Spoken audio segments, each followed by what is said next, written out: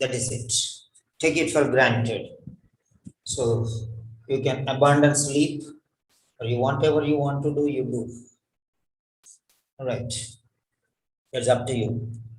You want to stay for 15 minutes, you want to stay for 1 hour, that is you want to stay for, take it for granted. So you can abandon sleep, or you whatever you want to do, you do.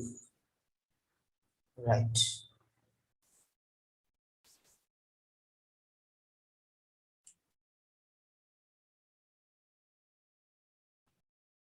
Today, we have serious speaking sessions, not sessions, sessions. This is OET speaking test for medical professionals, all. It's not nursing specific or doctor specific or physiotherapy specific or podiatry specific. No, it is common for all medical professionals. That's what it is. What I'm going to teach you are the essentials of speaking, the foundations of speaking, the basis of speaking, the pivotal pillars for speaking. So I'm going to teach you all these things today. So don't miss. Okay. I'm sacrificing my sleep for myself. I plan for something like 3 hours, but whenever I plan for 3 hours, it will go beyond also. So I don't know how long it is going to take, but what all I tell you, they are very essential. Remember that. Yeah. Now,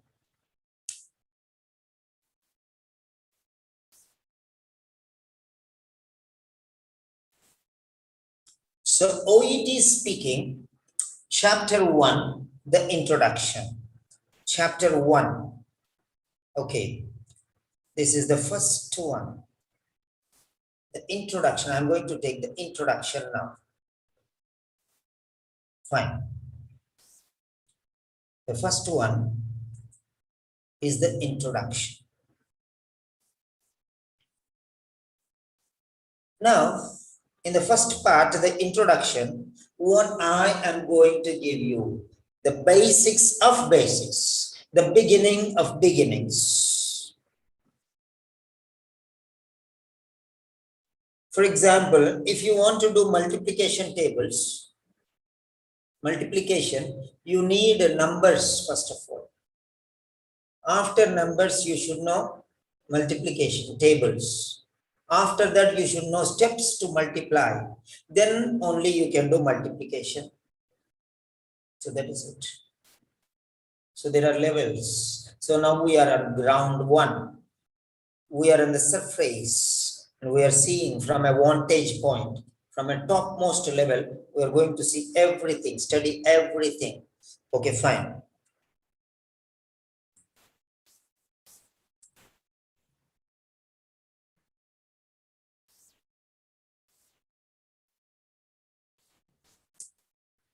The beginning of beginnings.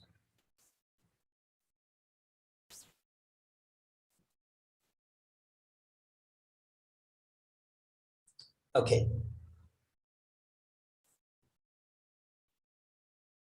Yes, we have got lot of points. I have got lot of points here. Very good. Copy, select all. Okay. So till 11:14. Okay, control, copy. Fine.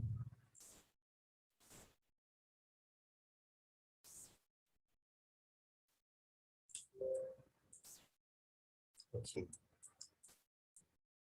The participants' contribution. Okay. Fine. So these are the things. Afterwards, you can go through them. Okay, a lot of things are here. Lot of things are here. I will introduce myself first. Lalita Parmeshwaran has written. Then Bushra has said, perform role play based on the cue card. Role play is one word with a hyphen, Bushra.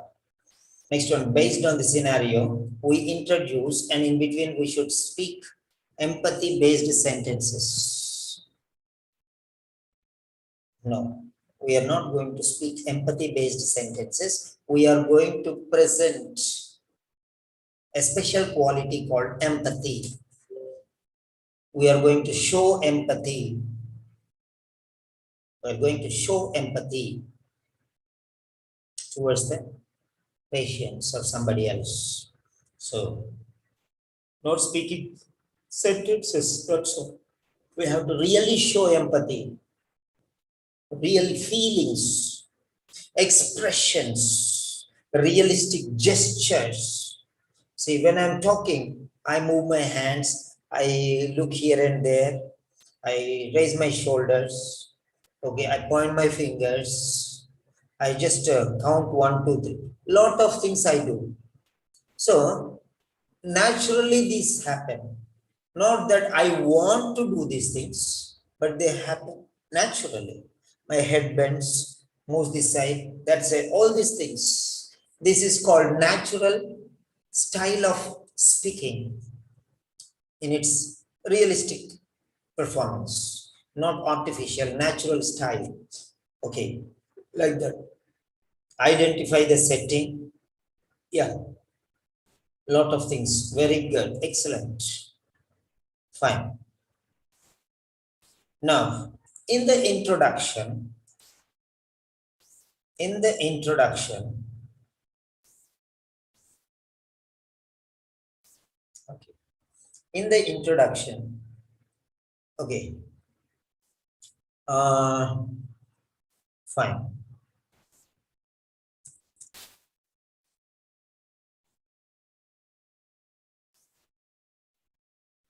This module will introduce you to the OET speaking test.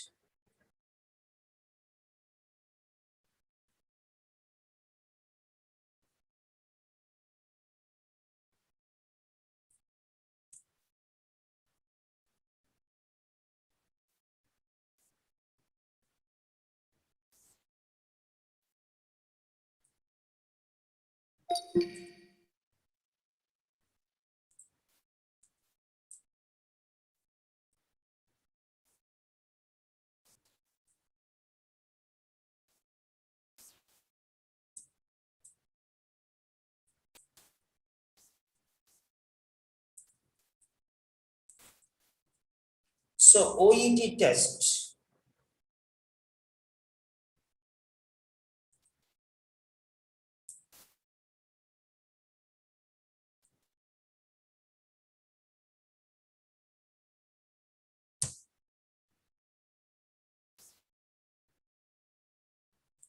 now when you say, that's quite clear.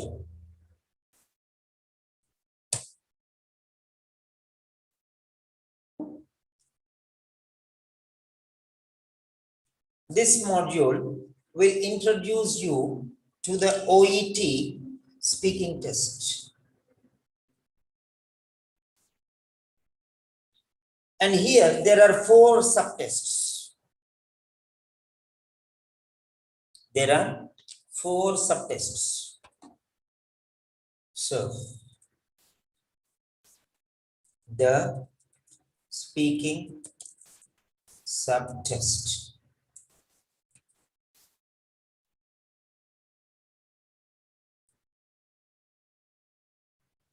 Fine.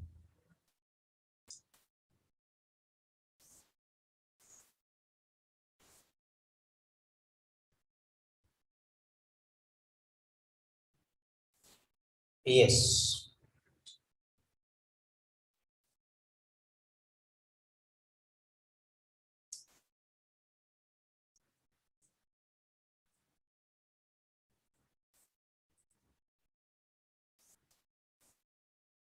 One second. I'll give the contra background. Okay. So that the screen will be white. Yeah, that would be better.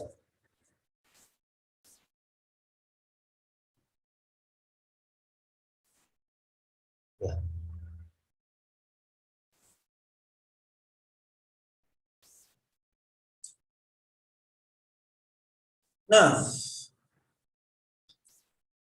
Now, why this is very important? See, for example, they say, look before you leap. People are not mad to tell you, look before you leap. You are leaping into OET speaking. You are leaping. Leaping means long jump.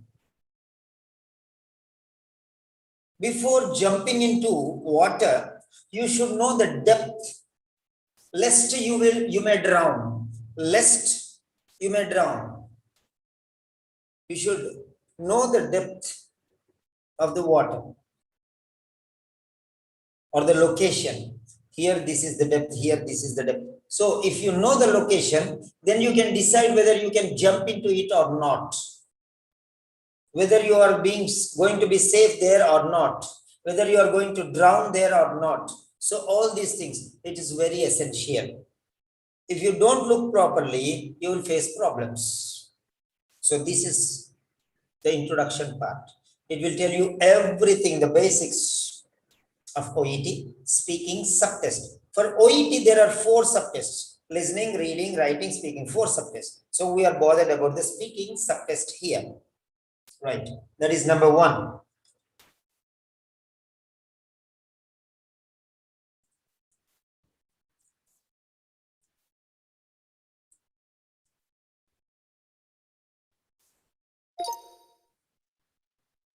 This session provides information regarding the format of the official speaking test.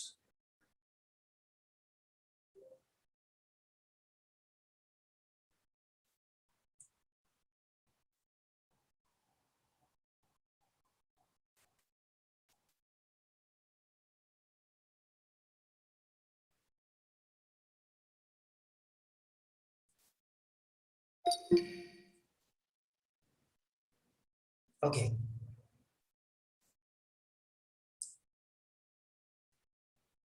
Now, what do you mean by format?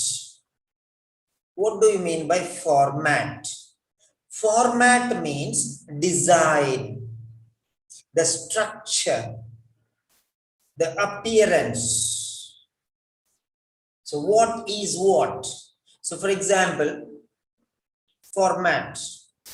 Format. For example, if you say football court, this is OET speaking court, football court. Football court, on one side will be one team, on the other side will be another team. This team will be facing this side, this team will be facing this side. This team will try to hit the ball this side, this team will hit the ball. So this is called format.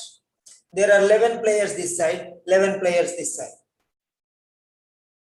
One goalkeeper at the last, one goalkeeper at the last. So try to understand this. There are attackers, okay.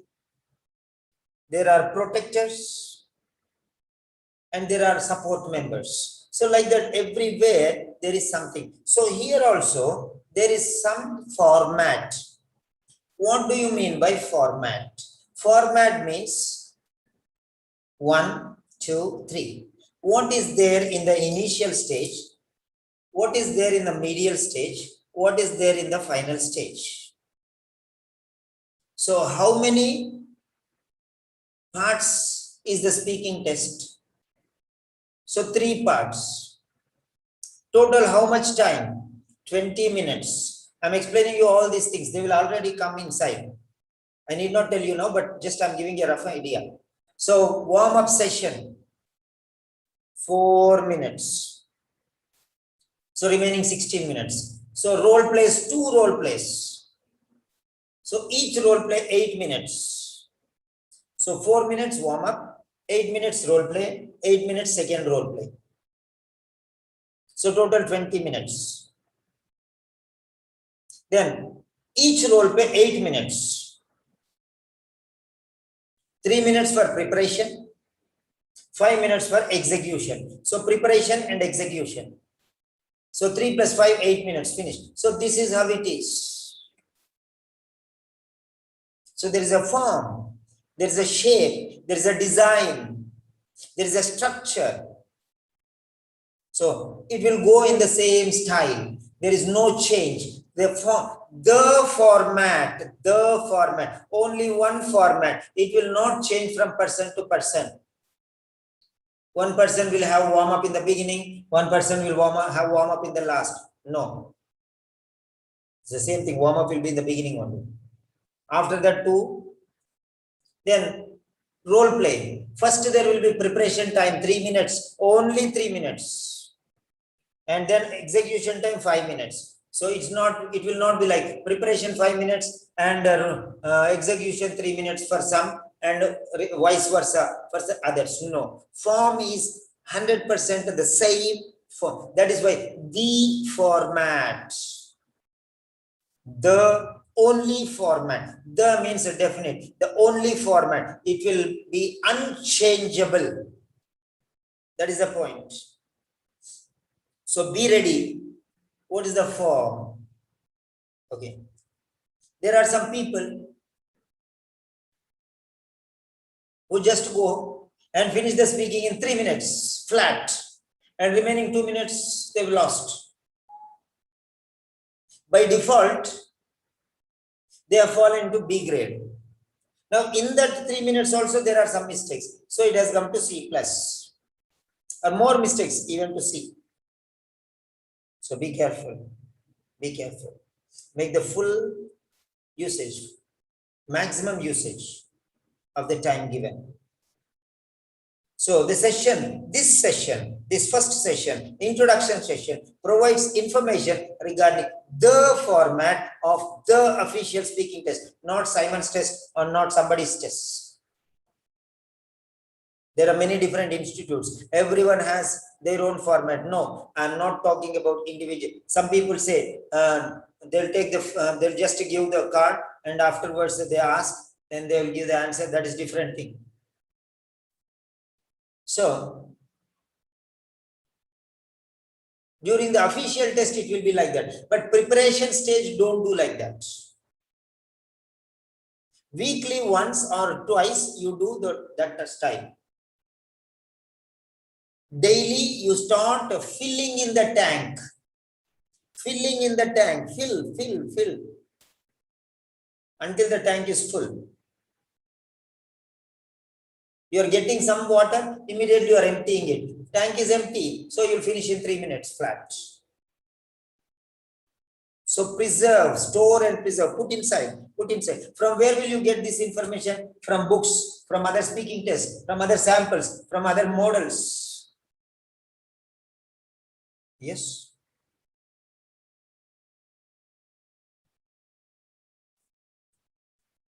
No need to write many things, write only some things, because most of the points I'll be putting there. So this is slide 001.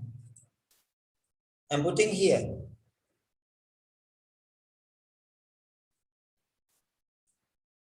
Okay. You can get it from there, lot of information. Okay.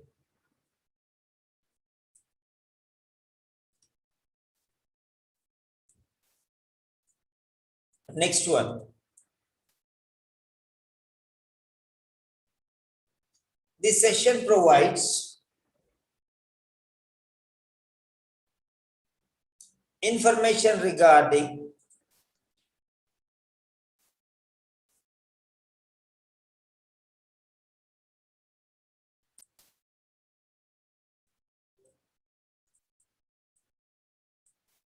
what the test is designed to assess.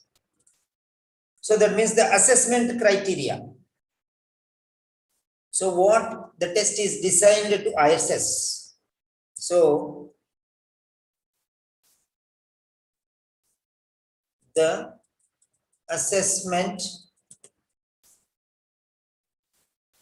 criteria. This session provides information regarding what the test is designed to assess. So it is designed to assess the assessment criteria, various criteria. Okay.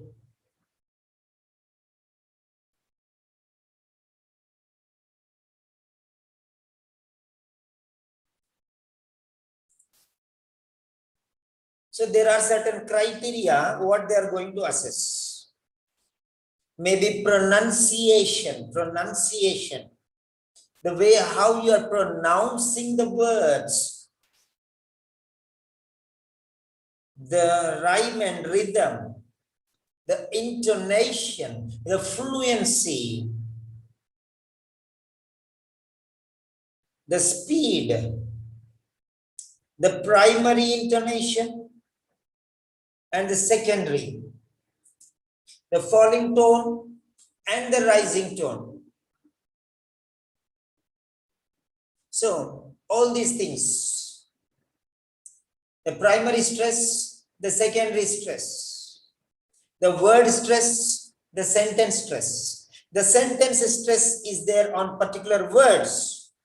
You must do it. You must. So try to understand. You, not somebody else.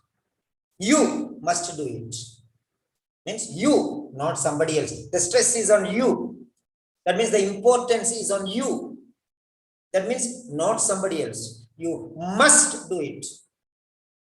Must do it. Not must not. You must do it.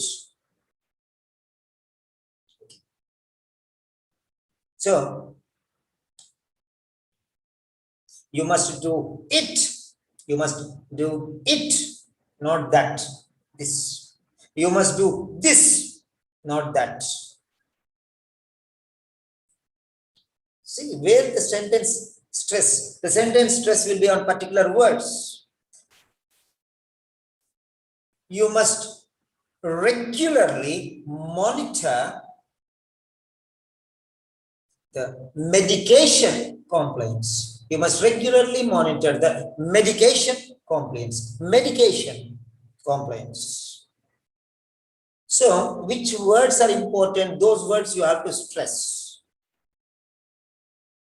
People speak like that. What is your name? What's your name? What is your name? What's your name? What's your name? What is your name? What is your name? Flat tone, dead speech, no impact, flat tone. What is your name? Where are you going?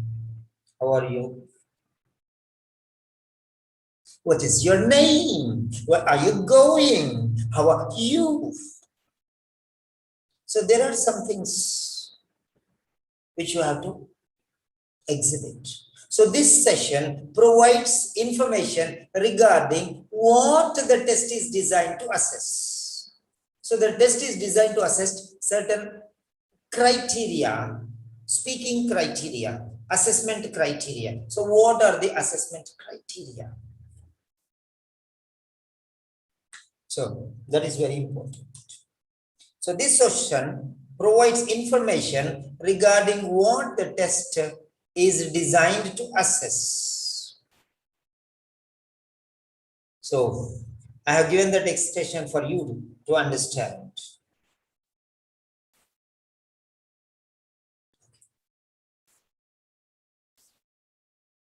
Right. So the test is designed to assess certain criteria. So what are those criteria? For example, the first one is pronunciation. The second one is vocabulary. The third one is grammar. So these are the things which are going to be assessed. Next one is the fluency. There are many things Many things you don't even dream of. You think giving some answer is fine. No, not at all. So,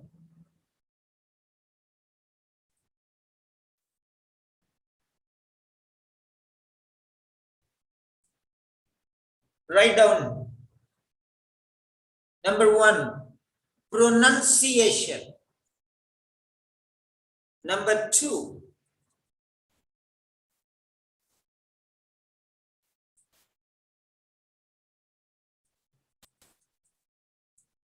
vocabulary.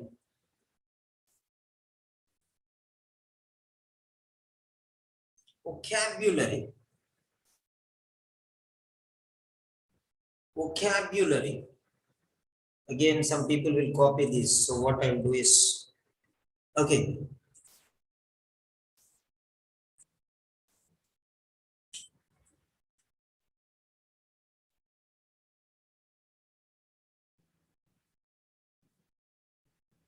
Okay. Hmm.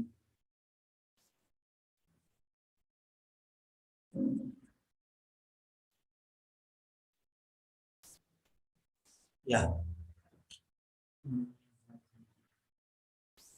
1 second. 5. Not here. View. Slide master. Yeah.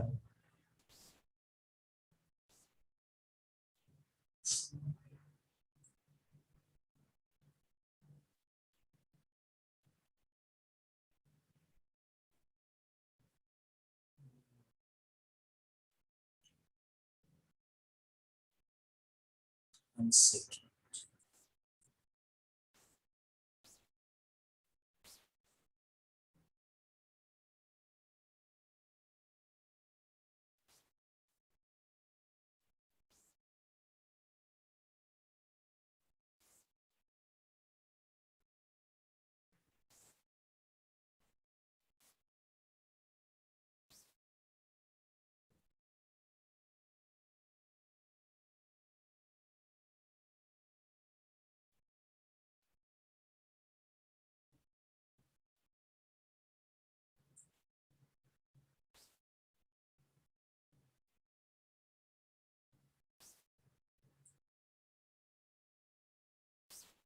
Okay.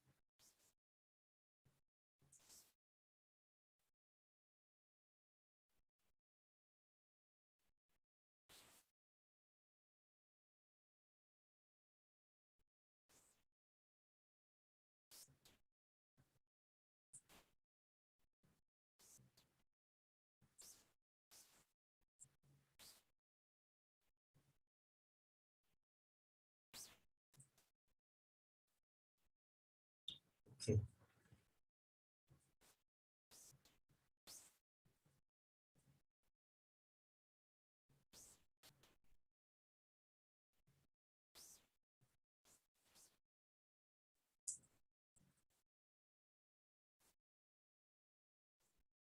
Okay. Sorry for the delay.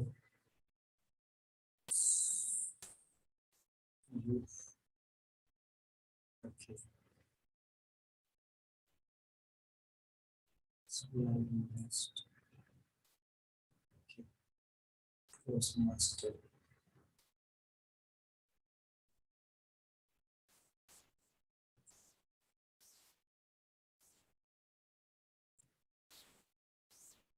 Right.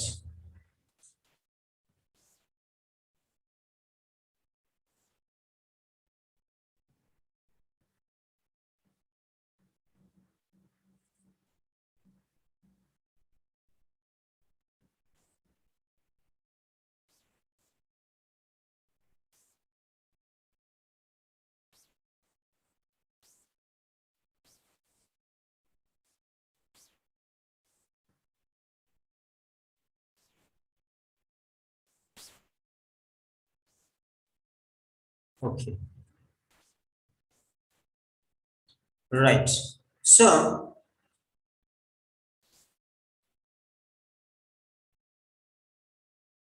what are the assessment criteria? I'm going to start now.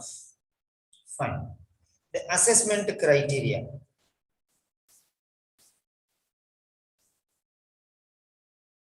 Okay.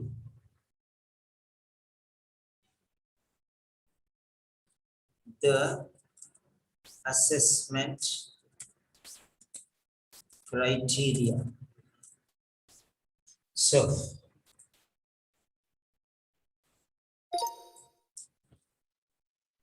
the assessment criteria.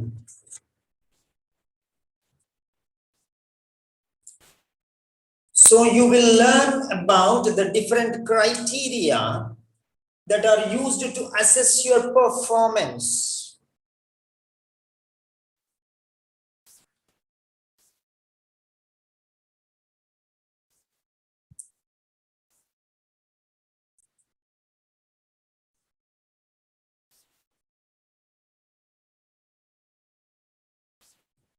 You will learn about the different criteria that are used to assess your performance. So, what are the criteria? How do I know? Many people ask, sir, how is my speaking? How is my speaking? How is my speaking? Explain me, sir. Tell me some points, sir. Give me some suggestions. Why should you ask anybody? You should know for yourself how it is. So, if you know what are the criteria for assessment, you can do your own assessment. You can only analyze because I'm already typing everything and giving the speaking. So, you can assess your own things.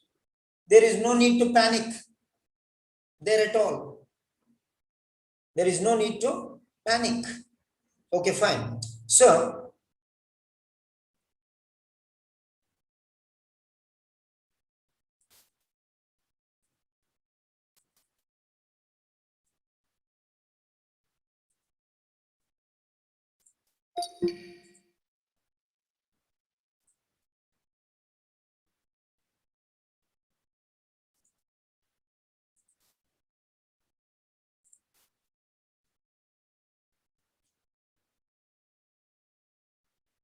what are the different criteria? 1, 2, 3, 4, 5. How many of you know what are the different criteria? Now I'm going to ask you the question.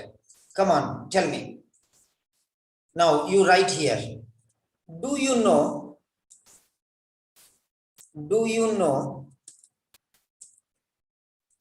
the criteria for assessment in the OET speaking test? How many of you can tell, yes, sir, we know?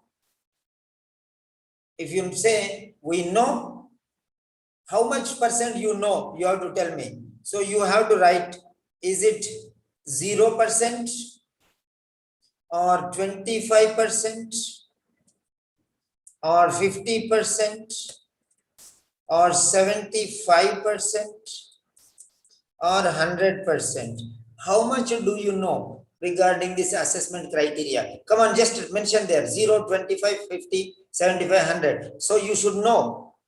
Come on, first. How much do you know about this assessment criteria, which we are going to discuss? Yes, sir, we know. We know 100%. We know 50%. You can mention here. Yes, Akila says 75% I know. Priya Thomas says, I don't know, sir. Maybe 0 to 25. Smita says 25. Come on, faster. If everyone says I know everything, then I need not say. I can just jump into the next part. Okay, this is the reason why people don't, people have a lot of problem here. People have a lot of problem because of this. So,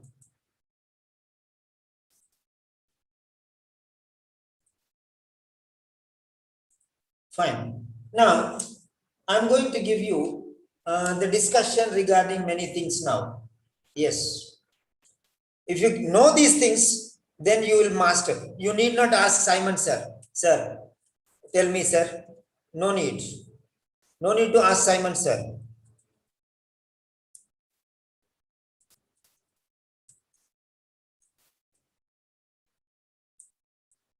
Okay. That's very clear. You don't need Simon, sir. You don't need Peter, sir. You don't need anybody to help you regarding this. Okay, fine.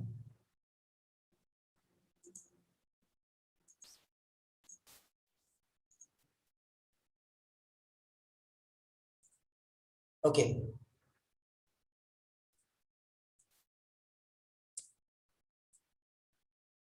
Next.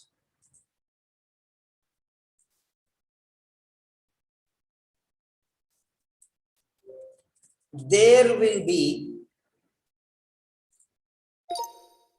opportunities to practice speaking skills and test strategies that can help you perform as successful as possible.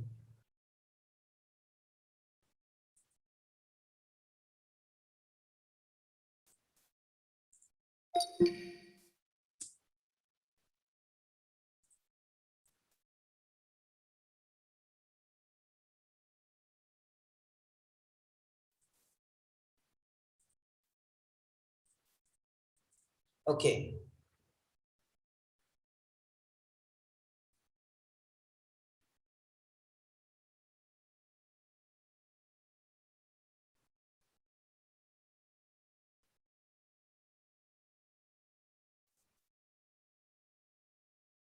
So try to understand these points which I am giving you.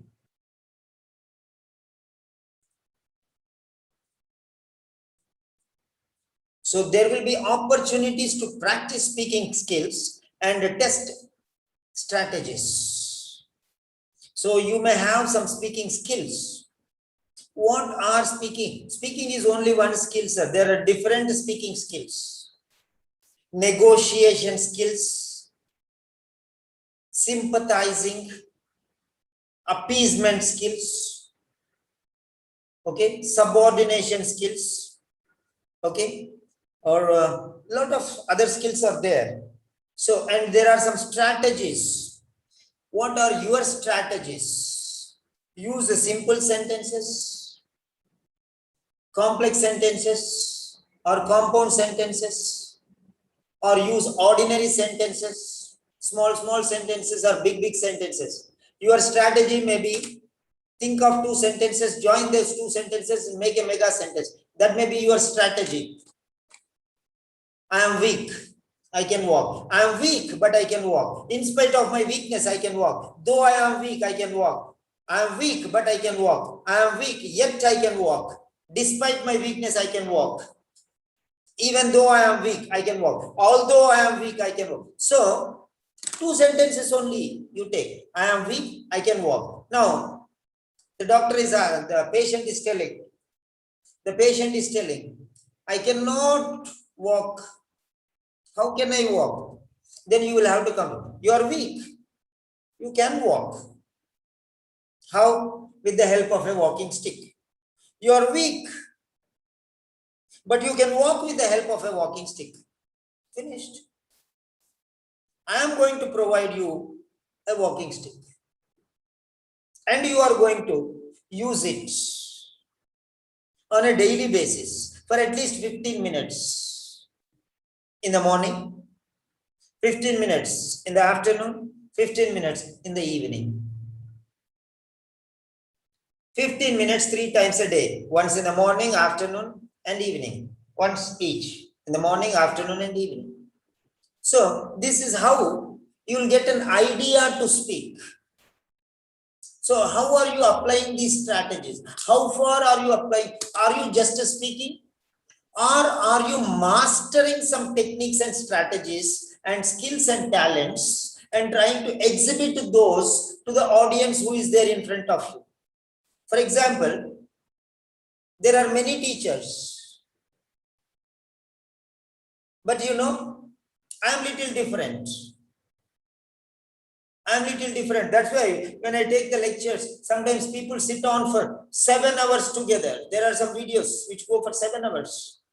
They are silently they are learning, because I don't teach for students, I teach for myself. And definitely I'll give the best, because I think that I don't know anything. So like that, I will start and I'll train myself so that everyone will get that knowledge. I will put my feet into the shoes of the OET student, and I will start learning myself. Though I know everything or many things, I try to think that I do not know anything, and I try to satisfy myself. So if I am satisfied, then everyone will be satisfied. So that is how you have to apply your own strategies. Now, some people, what they do, they give a role play card, they will take the test, and after finishing the test, they'll say, oh, your grammar is little weak, you have to improve, you have to say this one, you have to give empathy, you have to comfort the patient, you have to, in the beginning, you have to introduce yourself. Finally, you have to say, okay, here are some things, so this is very important. And if you have any queries, let me know so that I can help you. Do you have any other queries? Most of the students ask this question in the end. But I tell, don't ask in the end, because time is already finished. Time is already finished. Then in the last, before going, you say, do you have any additional queries? Do you want to know anything else? You're mad. You're giving your neck to the other person. Kill me, you're telling. Your time is about to die, and you're asking last sentence yours is, do you have any other doubts? Do you have any other queries? Huh? In Hindi, there is a saying, bail mujhe maar. That means you're putting your head in front of the buffalo and telling me, come on, attack me. Like that. You're going in front of the mad buffalo. Be careful. You have to protect yourself. Then if he asks, yeah, let me know about, again your 2 minutes are gone. Or 1 minute at least will be gone. And suddenly in between he will say, stop. That means you have not completed. Don't give the chance for the interlocutor. Okay, like that one. In the ending, I mean. So be very careful. Precaution is very, very important. So there will be opportunities to practice. Practice. Practice. SE. Practice. To practice. C wrong. S is right. Practice. Speaking skills. Verb is SE. Noun is CE. Practice. Advise. Advice. Practice. Practice. So CE is noun. SE is verb, because to infinitive is verb. So there will be opportunities to practice speaking skills and test strategies. Remember that.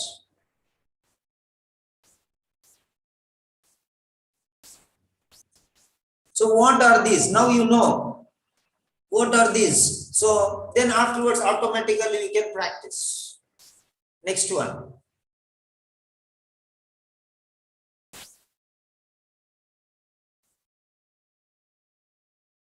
Okay.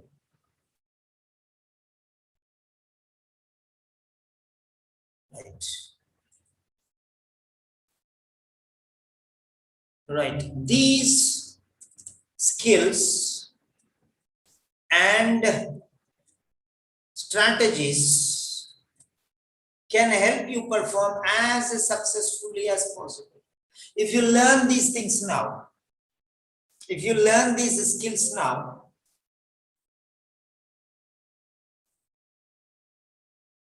whatever I am going to tell you, these skills, if you are going to learn them now, You can perform as successfully as possible. How much you can, that much you can learn. And you can go to a level beyond comparison. Beyond comparison. So no, I'm telling you why you have to read this. Why you have to learn this. If you know why you have to learn this, then automatically you will learn.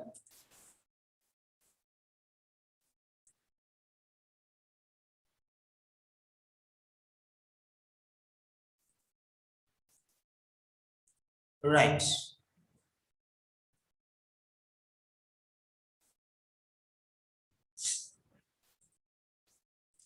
Next, the basics. The basics.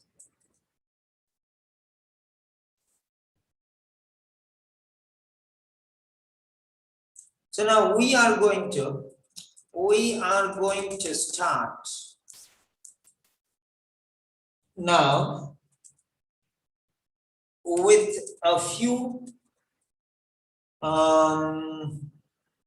important, essential. Important means essential. Okay, important. Okay, essential facts about the test. So we are going to start now. We are going to start now with a few essential facts about the test. So what are these essential facts, basic facts, foundational facts, which will give you strength? On the superficial level, you will be living, but the foundation is very important. That foundational sentences, foundational qualities, what are they? Those are called criteria. I'm going to give you those things now.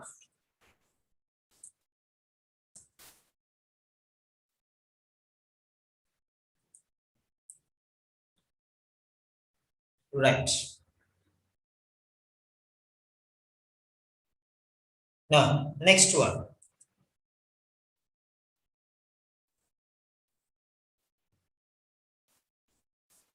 The important facts. Important facts. Okay.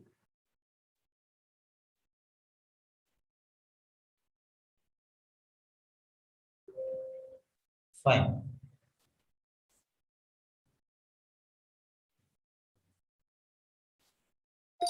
Okay. The OET speaking test is a simulated interaction between a medical practitioner, healthcare professional, and a patient.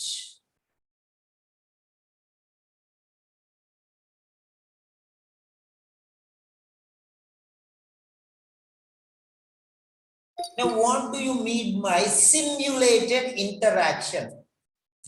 There are the terms which you have to know. If you don't know, you will face trouble later.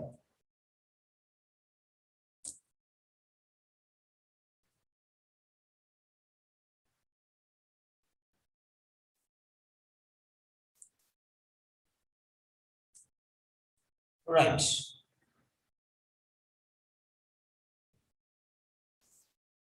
The OET speaking test is a simulated interaction. So, try to understand what it is telling you here. Simulated interaction means preordained, prefixed. What is expected, they know already. How the other person should speak, what is required, what is to be met, what requirements ought to be met, what is expected from you.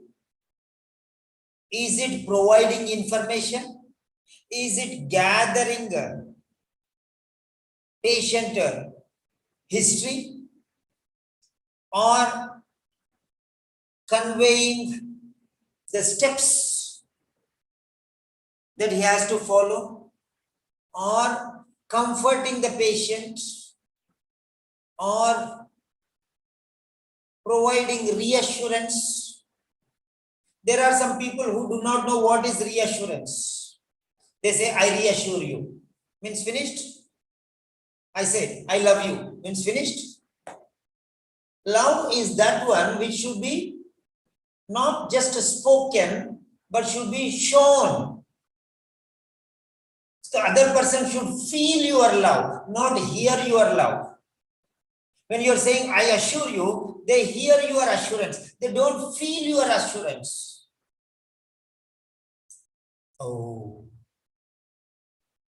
I absolutely agree with your concern.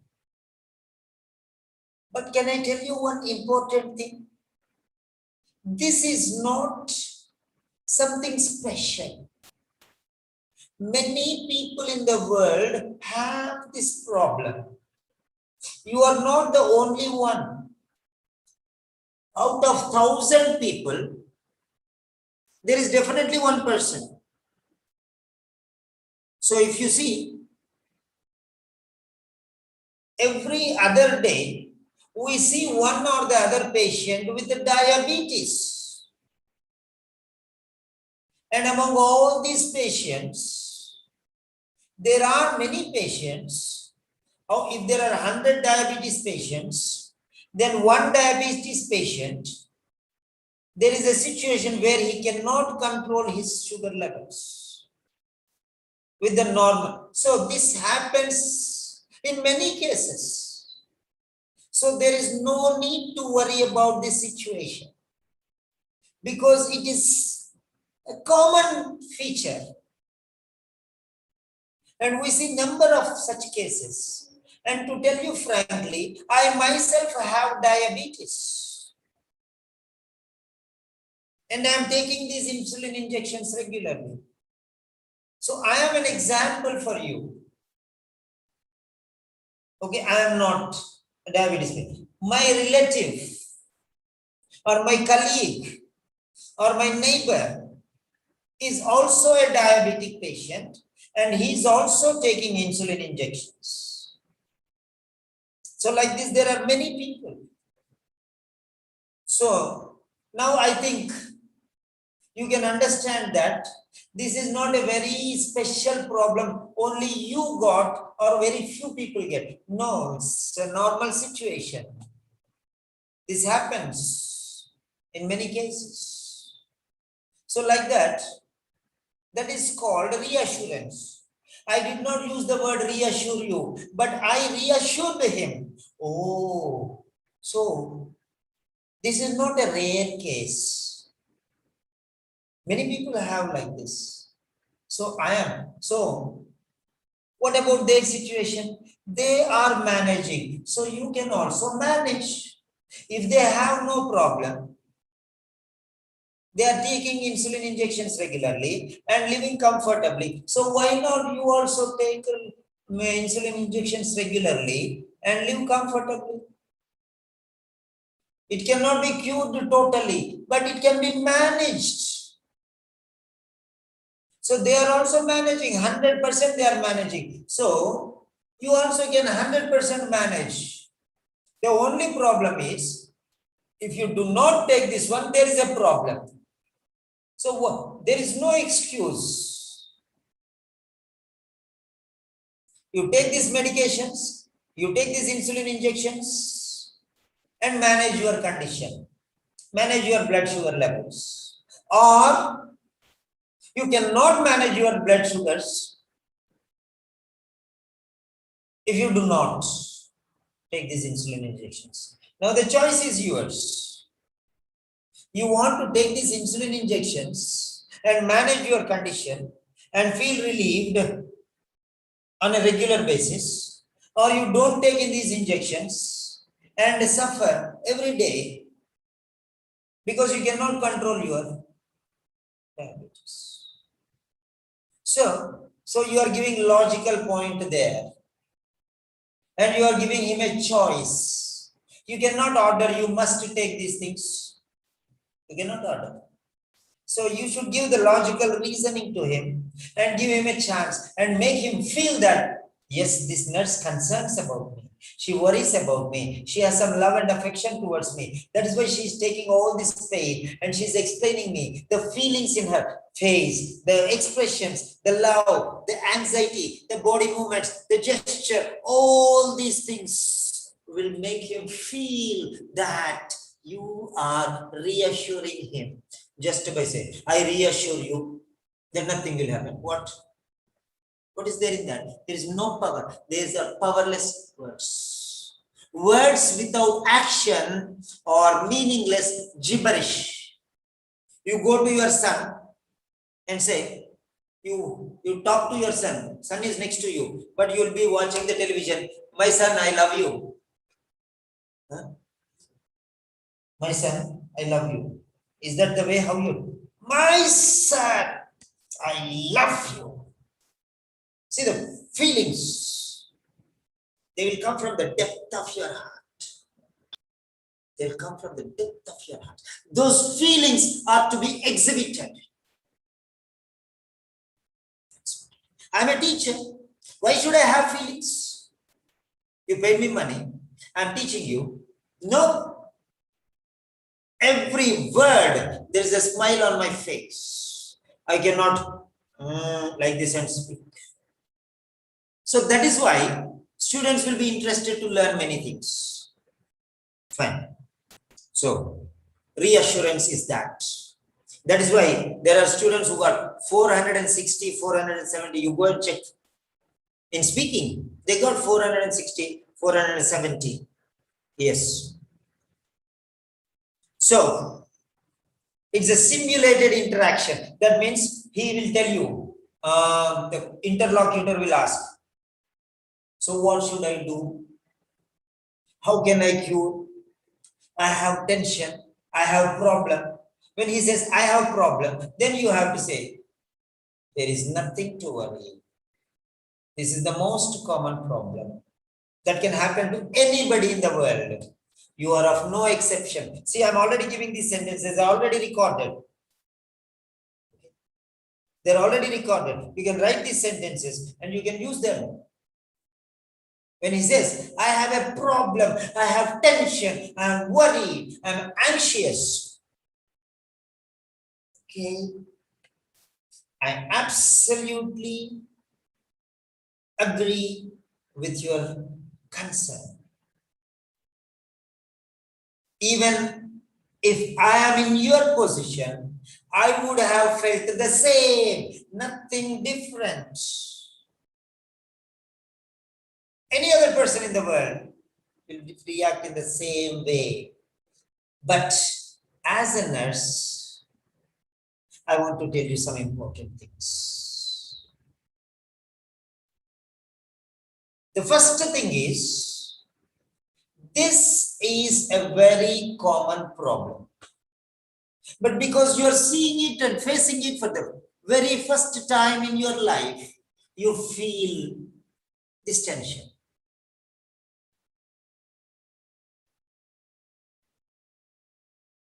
So that is one reason why you are upset, you are worried. But if you see the statistics, out of 100 people, one person is facing, 1% of the people are facing this problem. So if 100 persons, 1% is facing, that means in the world, how many people are facing this problem? You can understand. So they are managing well with insulin injections and they're comfortably passing on their everyday routine life. Just take insulin injections and forget everything. Finished. Then if all these people are living happily, then why can you not? So now you think of one thing. On your own, your system is not cooperating. Therefore, managing your blood sugar levels is very difficult. Therefore, The option is, the main option is, the excellent option is, take the insulin injections and be comfortable and forget the problem. But regularly take the insulin injections on a regular basis. Or the other way around, you can refrain from taking the injections, but you will be suffering. So whether you want to not to take the injections and suffer, or take the injections and manage your condition, it is in your hands. We can only suggest you, but decision is in your hands. So think wisely and give me your decision. Then what will he say? That is called reassurance with a logical presentation. So when he's telling, already it is written. So tell the doctor that you are worried and tensed because of your child's asthma. And the patient, the interlocutor said, tell the doctor that you don't know asthma and you don't know anything about asthma, and ask him to inform you. So then he will tell you like this. Okay, what is this asthma? I don't know anything about this. What are the reasons for this asthma? And how can I manage this asthma? So that means the patient does not know anything about this one, and he is seeking information. He is gathering information from you. So you are providing information. This is called simulated interaction between a medical practitioner, healthcare professional, and a patient. Simulated means guided. So that is the most important point here.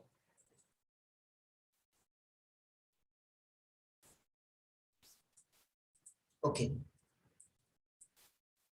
I will not tell you all of a sudden everything. Slowly, I'll inject daily 1 vial of insulin.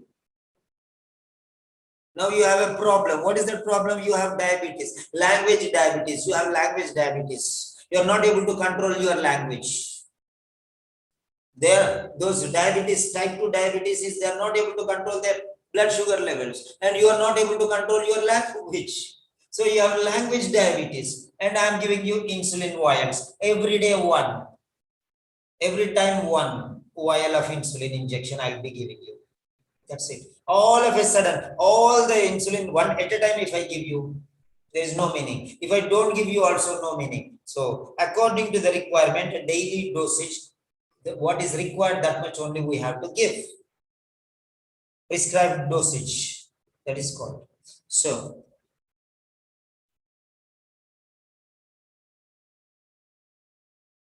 no problem, automatically it will come, Divya. Automatically all these things will come. Automatically, naturally. See, when you want to say, I love you to your son, do you think? Heart speaks, not your mouth or brain. Naturally you speak. In the same way, naturally you speak. That means artificially. So every day you are not speaking and you are speaking artificially. So it happens. If you are daily practicing these things, automatically it become natural. So you are not practicing and suddenly going, only for OET you are preparing. So that means it is artificial. Make it a habit. Make it a, see, for example, I am teaching. Every day I am practicing, then every day I can teach well. If I don't teach, suddenly some students ask, then suddenly I go and teach, then it will be a problem for me. So if you are practicing regularly, no need of any problem. Okay. Now next.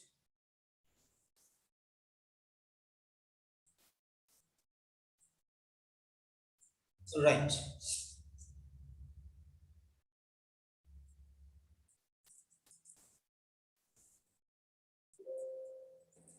The role play.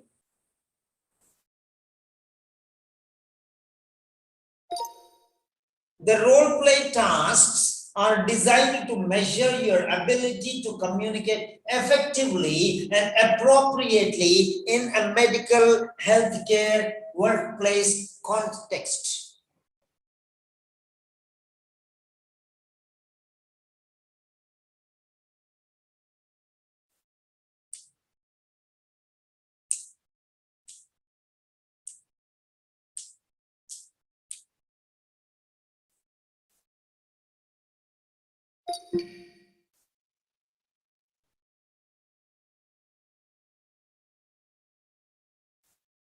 Yeah. Role play should be hyphenated. The role play tasks are designed to measure your ability to communicate effectively and appropriately in a medical, healthcare, workplace context. See here some words. Healthcare is one word, remember. Workplace is one word, remember. Role play is one word, hyphenated, remember. There are some hyphenated compound words. There are unhyphenated compound words. You see here, healthcare, two different words made into one. Healthcare, workplace, one word. There are two separate words, but one word. Role play, two separate words, but joined by a hyphen. If you do not put hyphen here and join together, it is a mistake. If you separate the words also, it's a mistake. In the same workplace, you cannot put hyphen, you cannot separate the words also. Healthcare also the same way. So be very careful. So the role play.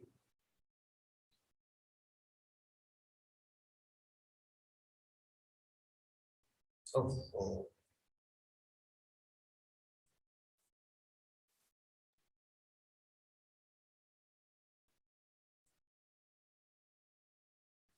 Yeah. Now there are two tasks. The first role play card and the second role play card. So the role play tasks are okay. I wanted to tell you what is simulated. I'll show you after this one. So the role play tasks, both the tasks are designed to measure your ability to communicate in an effective manner and appropriate. Effect means result oriented. That means there should be result. For example, if you say, I reassure you, doesn't, the person will not get reassurance. Okay.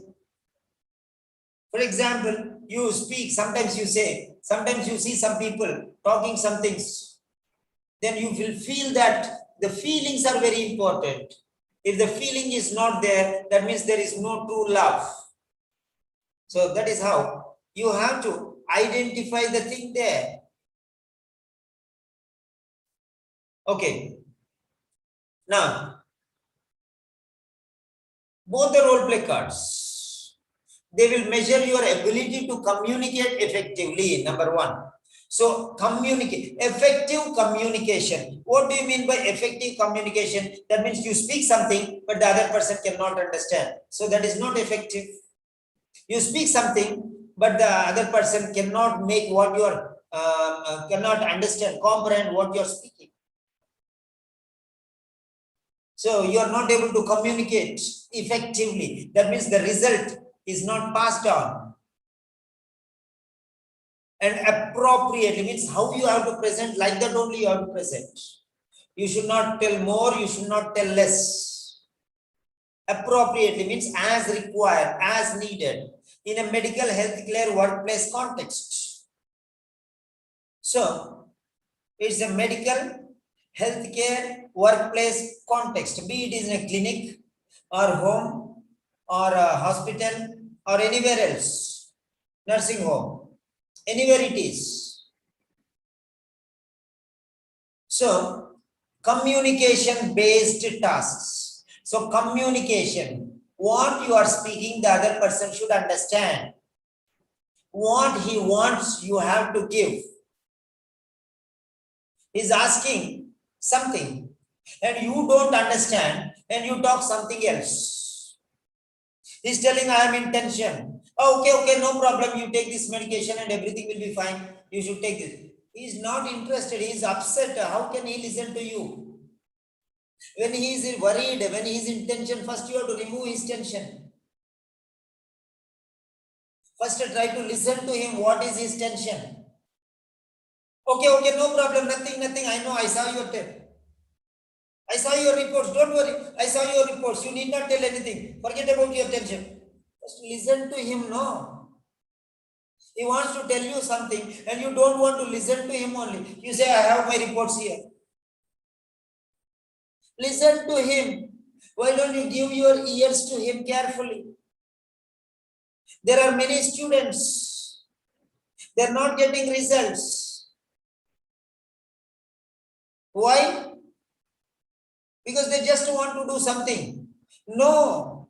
There is a style, there is a strategy, there is a method, there is a technique. There are a lot of things. The role play tasks are designed to measure your ability to communicate. Are you 100% passing on the information? Where to take the injection?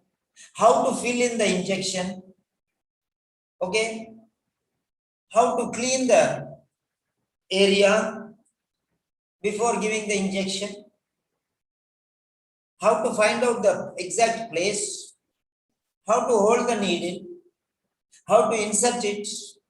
To which depth it should go? Okay? Exactly within what distance of the belly button? What radius? Within what radius you have to give? Okay.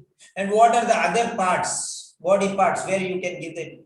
Should you give the injection every day the same place? Or should you rotate it? Or rotate it only to the shoulders?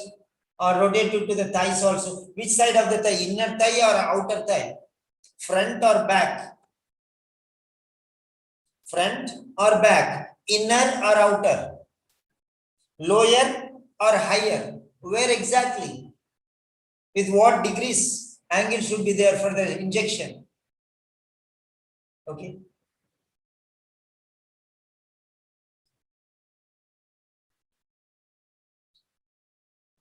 And what type of injection should you use? Should discard the old ones and take the new ones every time?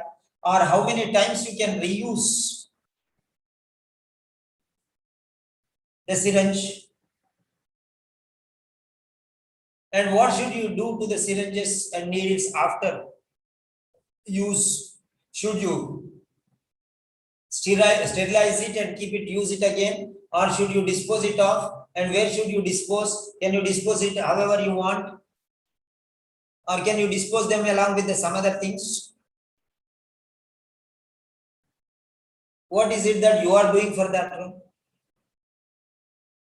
So all these things, step by step, all the information is communicated or not. In between, if you miss something, then in his mind, oh, you have to rotate the place where you are giving injection.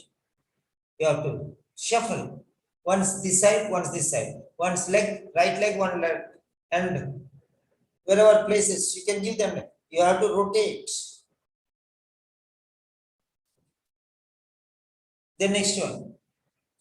If you do not say that one, then he'll ask him, okay, why should you change the place? Why should you not reuse the injection? Why should you not dispose the syringes as and how you want? Why should we only put it in the container? What happens to the container when it is going to be filled? So when are you going to collect it or not? Or he has to disperse it to the, bring it and give it to you. Or then he will, what happens when it is finished? Are you going to provide another one?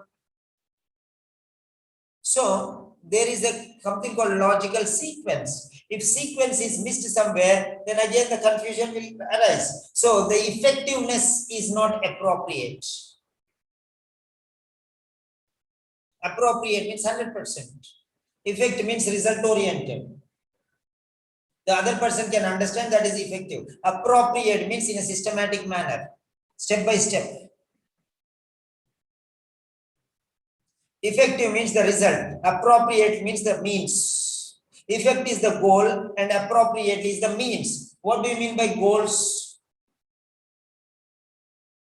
in order to reach the destination, you have to take the right path. Taking the right path is communicating appropriately. Reaching the goal is communicating effectively. So these means will make you reach your goals. If you take a scooter, you can reach your destination. If you take a car, you can reach your destination. But if you walk, you cannot reach your destination. So you have to take a scooter or a car to reach your destination. So that taking the scooter or car are called the means, and reaching the destination, that means that is called the goal. So communicating effectively means the goal oriented, that means the results you are getting. The other person is able to understand. He will say, yes, he will agree with you. That is communicating effectively. Then communicating appropriately means everything point to point you are explaining, neither more nor less. Okay. Here is a container. This is a waste disposal container. So you have to use this container. Whenever you use a syringe, once after using it, you have to discard those syringes and needles into this disposable container only. Because if you dispose here and there may be some infection or problem, or there may be somebody may get hurt. So you have to give whatever is necessary. So there are 5 things: what, when, where, why, and how. So if you explain these things, that is called communicating appropriately. If the other person has a smile on his face, that means you have communicated effectively. The other person is still like that one, frowning and upset. That means you are not communicating effectively. After telling everything, there should be a change in his feelings.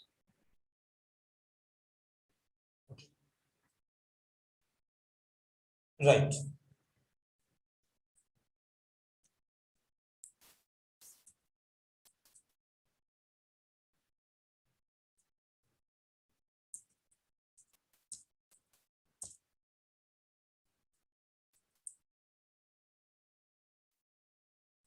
Okay. Now do you understand the means and goals? I am simplifying things for you. Okay. The means and the goals. So is it clear what is the means and goals? Then we are moving further. So you should know how you have to present yourself. Okay, next one.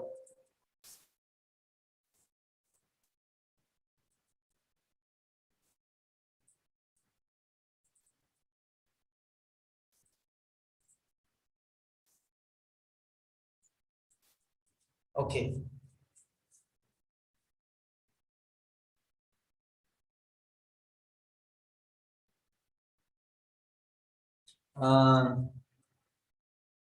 The role play card. The role play card. Now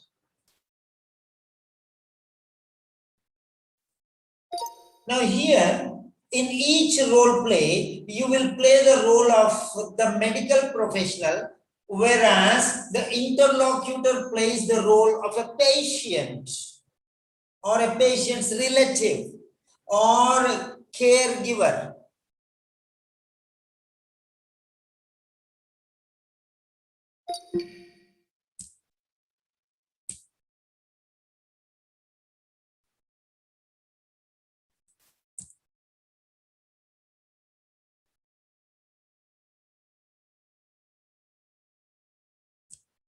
So in each role play,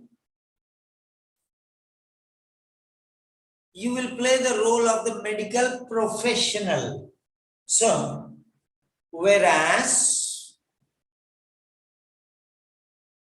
comma before whereas. Whereas the interlocutor plays the role of a patient, comma, or a patient's relative or caregiver.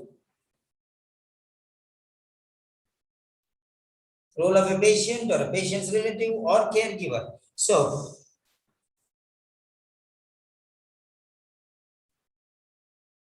now this is very clear. So you have to deal with the three types of people.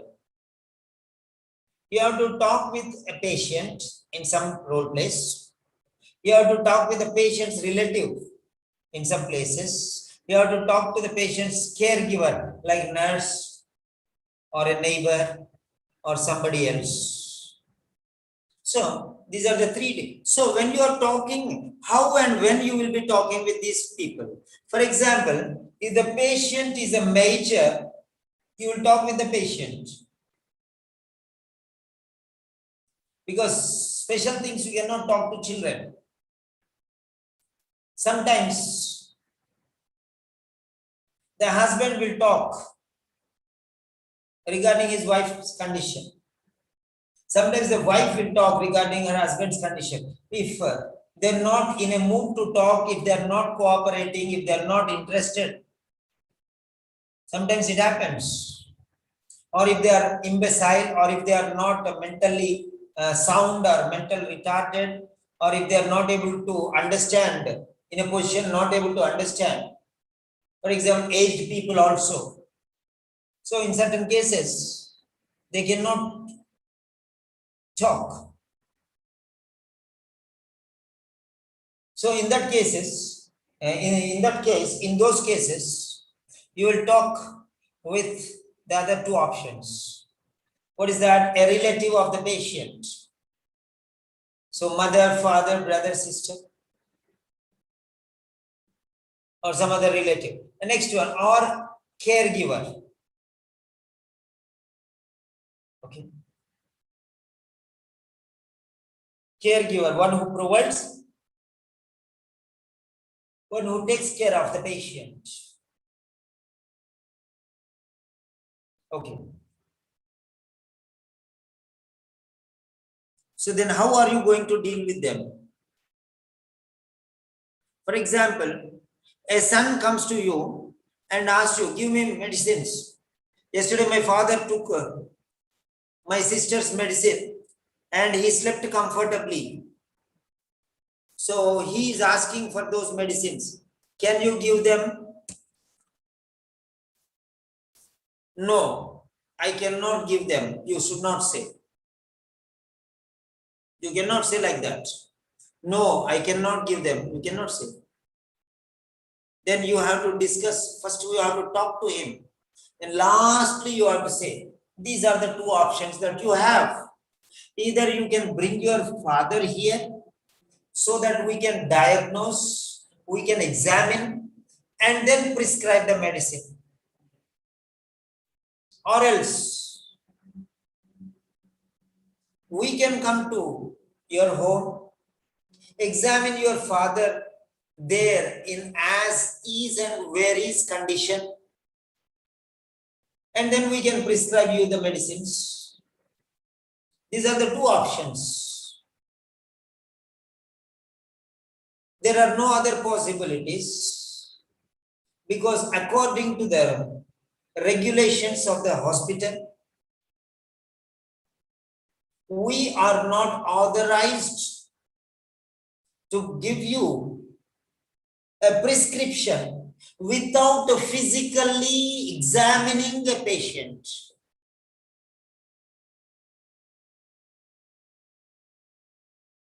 Because there may be certain complications and we do not want your father to face these unexpected or unwanted situations.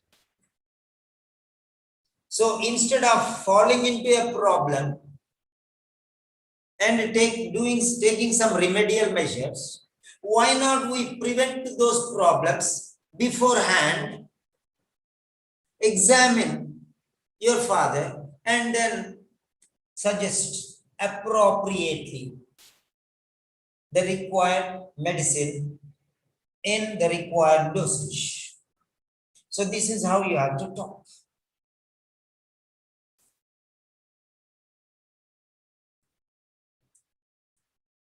Yeah.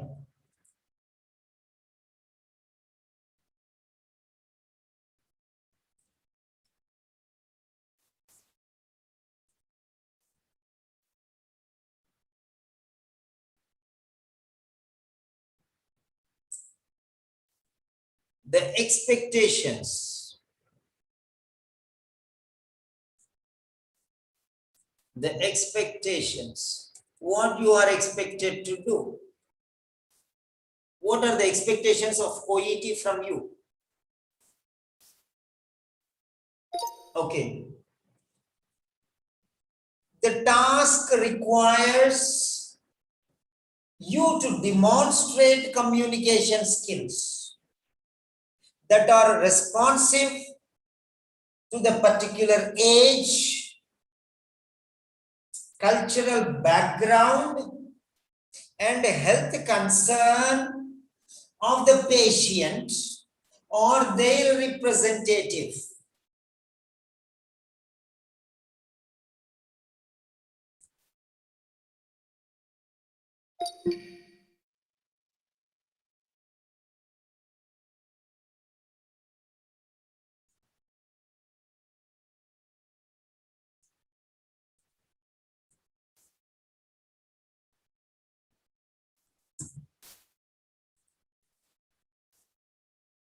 Once again, be patient with me today, because I'm giving you the best. Nobody will give you all these things.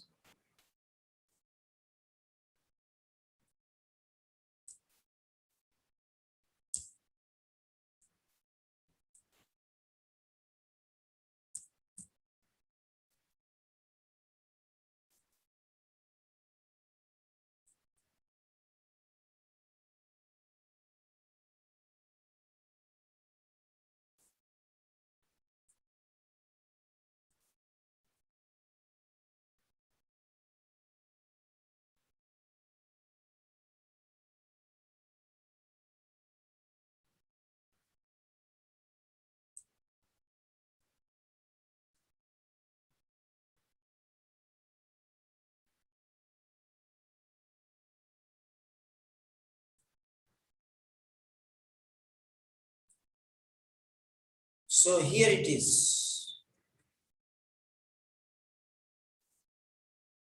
So now there are some expectations. What does the OET expected you to do? So the task demands you to demonstrate communication skills, the tone, the intention, the message, the sentences, the feelings, the expressions, the style, the presentation, the voice, the rising tone, the falling tone, the primary stress, the secondary stress. There are a lot of things. When you speak naturally, you need not worry, how can we manage all these things? They automatically happen. Only the thing is, you should feel for the patient. See, I have a feeling for my students. I want to give the best. So I'll give the best. So definitely my performance will be awesome. In the same way, that is why students wait and listen and get the best things from me. I cannot hurry up. Money making is not my business. Passing on information is important. More than that is my name. My name is more precious than money. So I want to be known as the best teacher. I am an ordinary teacher, I know. I'm a very ordinary teacher. But I want to be known as the best teacher, at least to few students. So Now here, every patient has a specific cultural background. What do you mean by cultural background? Maybe he's a rich patient or a poor patient, or he comes from an educational background or illiterate background. He comes from a slum area or posh area. That is the cultural background. Or he belongs to a particular age. Maybe he's a young man who is very dynamic and anxious and furious, arrogant. Young people normally are like that. Or a cool, relaxed, wizened old man. Or a childish, funny, play-loving boy. Or a worried mother who is bothered about her daughter, or an angry patient who was made to wait for almost 1 hour, and the doctors did not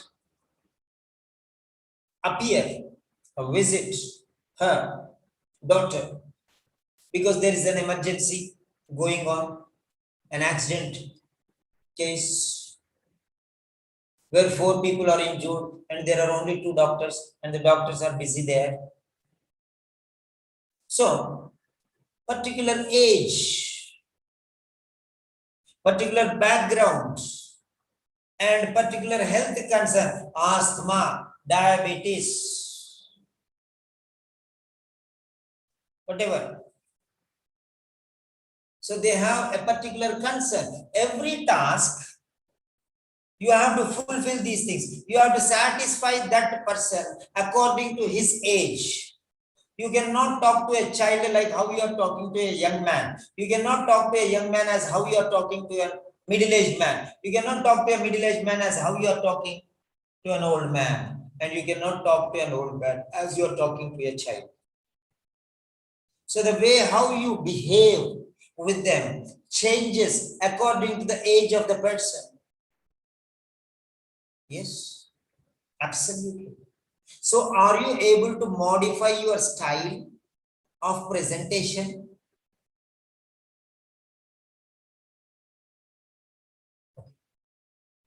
Are you able to modify according to their cultural background?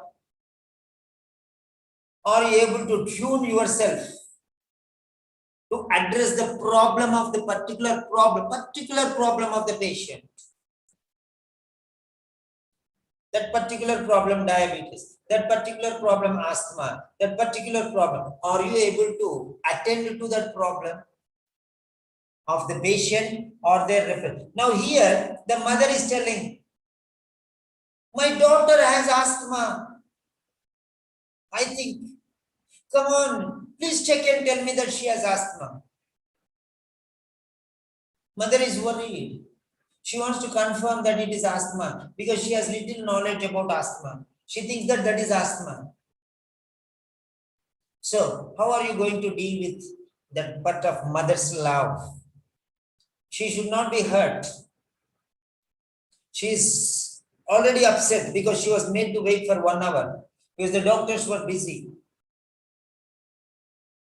And her concern is only asthma. The world will die, no problem. It will down, no problem. My daughter is more important for her. So, if there are emergency patients, what about my daughter? My daughter should suffer like this? How long should I wait? She's angry. Her daughter is more important for her. If you say, you have to wait. How can we can address? There is a very big. How can you tell her to wait? She'll get wild. She'll shout at you. And usually he will slap you if you want. Why? Because daughter. Be careful. Be very careful. You have to deal very sensitively. Because everyone has the sensitiveness of age, the sensitive of relationship with the patient, the sensitive of the problem, sensitiveness of the problem.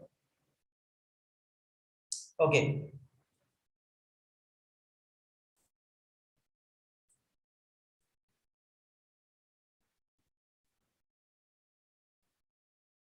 Right.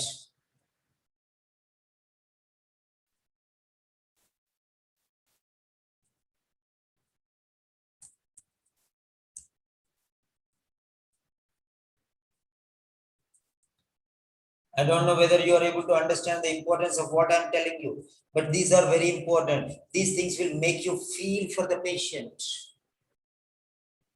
And never go to the patient and say, patient's mother, and say, this patient, don't say, they'll get angry.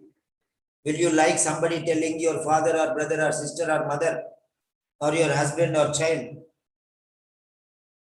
If anybody says, this patient means, won't you get wild and angry? If you say doctor means, okay, you will be happy. Nurse means happy. The teacher means happy. But patient is not a profession. It's the name of a condition. It's not a profession to say, oh, wow, I'm great, like that. Patient is the name of a condition which he is in. It's not a profession. So don't use the word patient directly with the patient or his relative. So now we are moving on. Okay. Are you comfortable with the points which I have given you so far? Because step by step, I will not give you all of a sudden everything. Step by step, I am building up. Are you comfortable with me? Okay. Do you understand the importance of the message? Okay. So now you tell, yes, if you feel that it is good, what all I am explaining is good. If you feel, you say yes. If you feel that it is not good, you say no problem, that is not my problem. So whatever I am telling you, if you feel that it is good, that means you can learn more. Because if you feel for the patient, then only you can do your duty. If you feel only for money that getting into your pocket or to earn your bread for your family, okay, because you are the sole breadwinner, that is why you are doing your duty, then that means it is not your duty at all. You are not doing justice to your profession. That is what it is. Many people come and say, sir, teach me half an hour, sir. Enough, sir. I don't want much, sir. This one, you do like this, sir. You do like this, sir. I said, no. Many students are asking me admissions. I did not give the admissions. I did not give. I tested them and I gave admissions. That's all. I don't give just like that admissions to anybody. Yes. Next one. Okay. So now here is a doctor, Dr. Rashid Al Hassan. Hello, Dr. Rashid.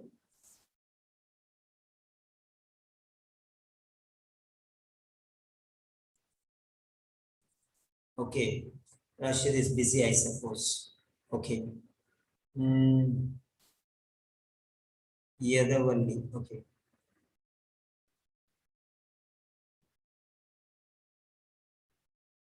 Right. Okay.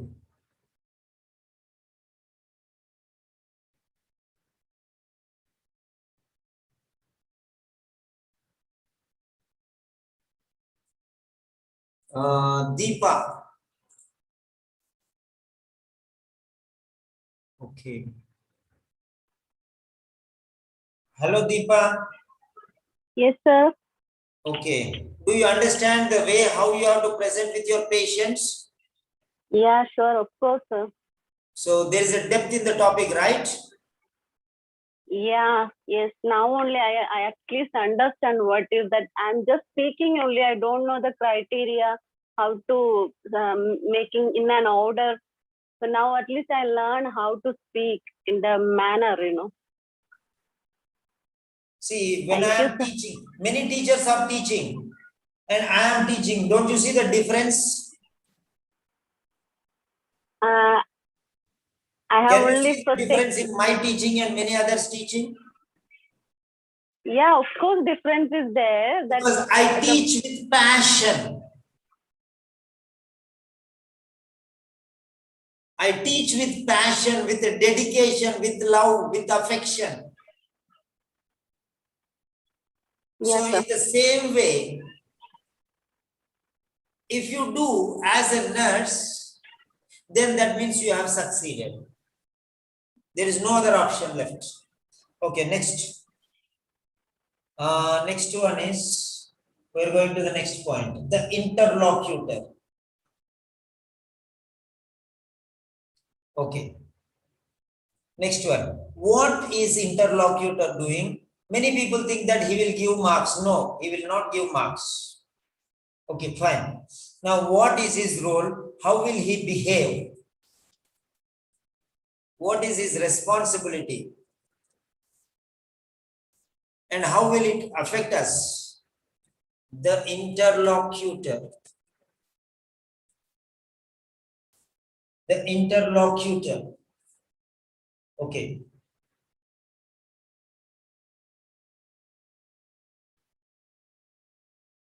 Okay. Before that one, the test duration. The duration of the test. The duration of the test. The test lasts for 20 minutes. The test lasts for 20 minutes. Okay, not exactly. It is approximately. The test lasts for approximately 20 minutes. Now I told you already, plan your way, plan your style, how you have to. Now, there are 3 minutes for preparation. In these 3 minutes, you should think 5 points are there. So this point is information gathering. What information should I gather? So make some bullet points. Make some bullet points. Now, next.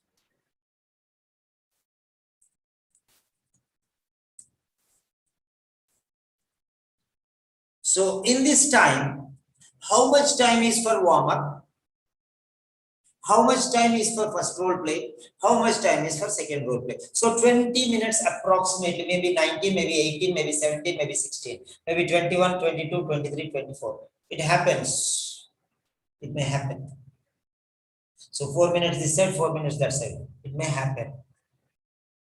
Right. So in this 3 minutes time, in these 3 minutes, what am I supposed to do? So 5 questions. First question, what am I doing?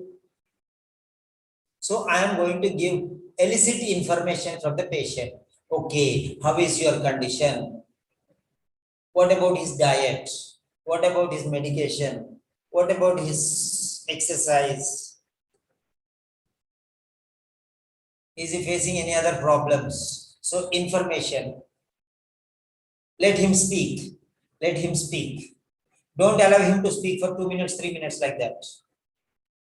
Okay. There are 3 types of talking time. One is the patient talking time. One is the nurse or doctor talking time. Third one is zero talking time, where you just be silent and you think. So that is zero talking time. Patient talking time should not be more than 20% of the 5 minutes. That means 1 minute only. Totally, it should be only 1 minute for the patient to speak. The remaining, it is your time, it is your game, you have to play. If you allow the other person to take the ball into his hands and run wherever he wants, when will you have the time to run with the ball to the other side of the goalkeeper, to the goalkeeper on the other side and hit the goal for the opponent against the opponent? You're giving the ball to the other person. It is your game. The ball should be in your between your feet.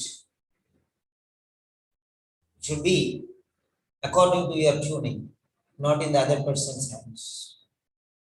You should limit him how much he has to speak. Don't say stop, but you should tell them, okay, tell me about your exercises. Tell me about your food. What about your medication? Are you following systematically? That much only, not more. Okay. So like that. So that much only you have to. It's like, Tom and Jerry. Cat. Cat. When it plays with the rat, it will allow the rat to go to certain distance till where it can go. Catch. Then it will jump on it and stop. Even some ball, paper ball also, it will push it. Then it will jump again and stop it. It will not allow the rat to go to that extent where it cannot catch. So that's it. It will not allow to run beyond its capacity. Okay. So you also should not allow the patient or the caregiver to talk however he wants. There is some condition that apply. Right.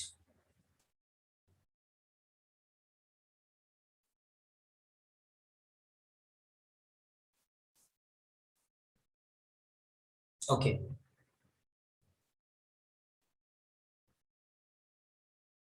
Next one. So, what is zero talking time? Now I'm thinking, that time I'm not speaking. So that is called zero talking time. If you do not know, just pause for a second. But if you say, then what you have to do, you, this is also zero talking time because you are repeating.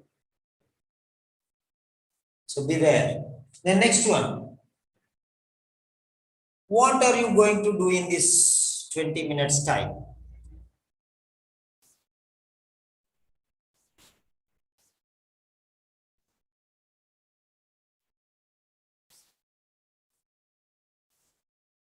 What are you going to do in this 20 minutes time? Okay.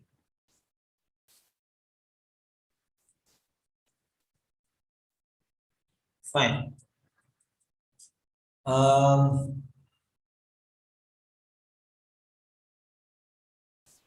Participation. Or you can say active participation. So,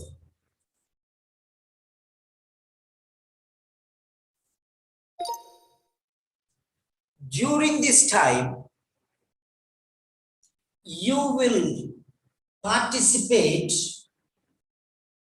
in two different role plays.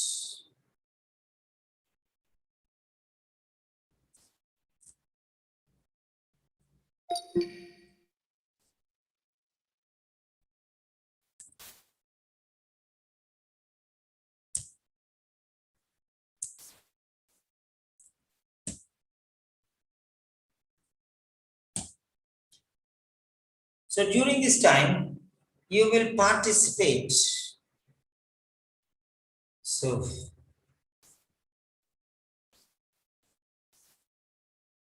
you will participate in two different role plays.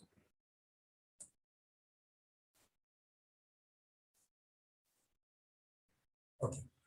Now role play number 1, 8 minutes. Role play number 2, 8 minutes. So 8 plus 8, 16 minutes, and there is a warm-up session before. Fine. And this role play, each role play is subdivided into 8 minutes. 3 minutes for preparation, long time, it's too much. 3 minutes for preparation and 5 minutes for execution. Okay. So in these 3 minutes, what you are supposed to do? You have to take your pencil, you have to underline, you have to make some notes. Okay. You have to think what you are going to speak, and you have to write some bullet points there. Write some bullet points, and you can understand what may be the causes and what may be the effect, what may be the reasons, what may be the advantages, what may be the disadvantages.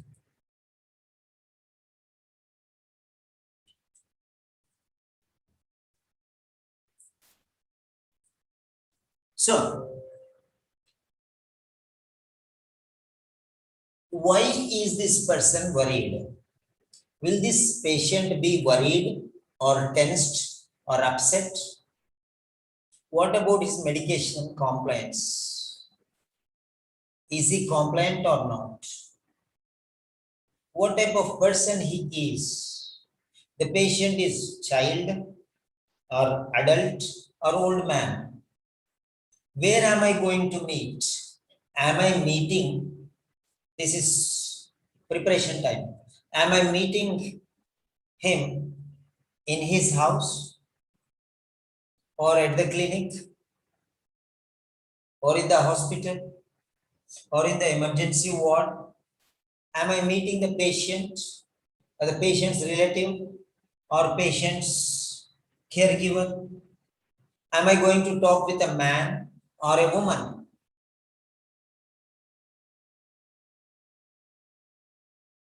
Okay. Am I going to talk with a patient person or a reluctant patient or an angry patient? Reluctant patient is different, angry patient is different. Angry patient is the one who fights with you, shouts at you. Reluctant patient is not ready to listen to you. He is reluctant, that's all. Okay, okay, I don't want. I don't want. But angry patient, why?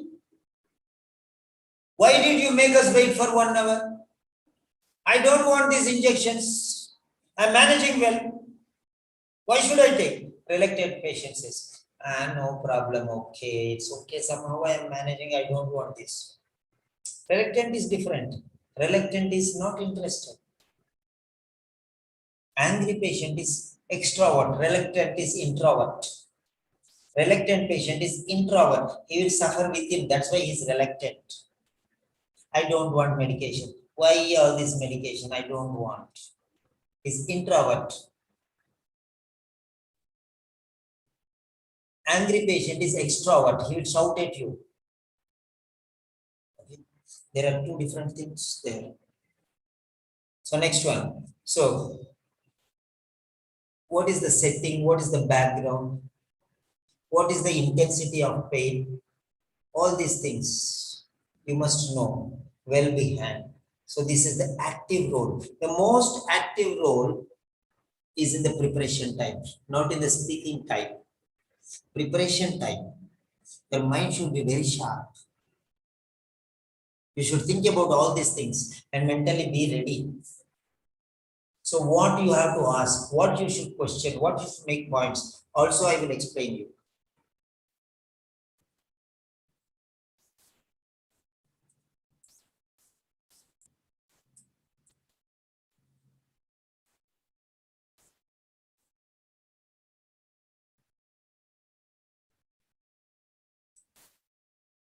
Okay.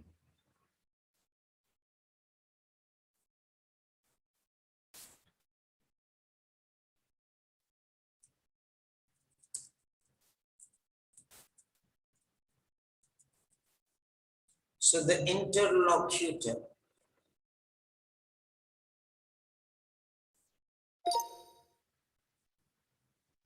The person you speak to is the interlocutor.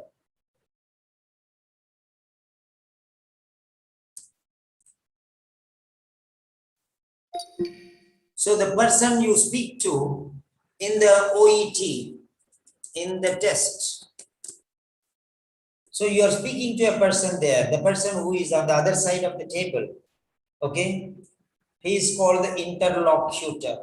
He pretends to be a patient, though he is not a patient. He pretends to be a woman, though he is not a woman. He pretends to be a child, though he is not a child. He pretends to be suffering, though he is not suffering. The real experience is presented in the artificial experience in all full color and melodrama. That is interlocutor. So you don't feel that he is not a patient. He will make all that feeling that is the real patient, and you will be helpless and you behave like a real nurse with him. He'll force you indirectly with his presentation, with his action. Okay.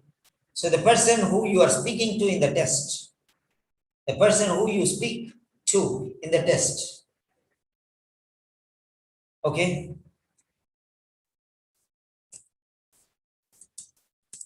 is known as the interlocutor.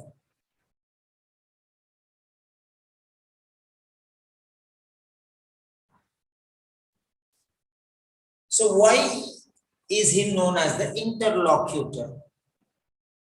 So he is an intermediary. He is not the interviewer. He is just facilitating the speech. He is not taking the lead. He is not asking you questions to test you. He is not doing anything to you. He is just there, and his role is to only act as a patient and behave like a patient and ask genuine questions like how a patient or a caregiver asks. He is no way related to OET. Like that, he will do there. That is what it is. He behaves like he doesn't have any connection with OET. He is just a patient who has come into your clinic and you are just addressing him. That's all.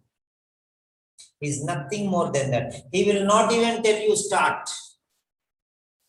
He will not even tell you end. But once the time is over, 5 minutes, then he will become the official. So during this 5 minutes time and during the 3 minutes time, he will not disturb you because you are the power there. You are the authority there.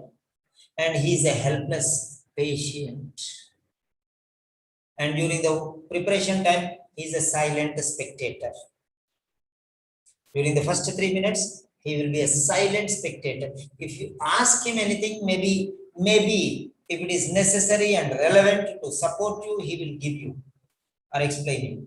Before that, once the speaking starts, he is just a patient and nothing more.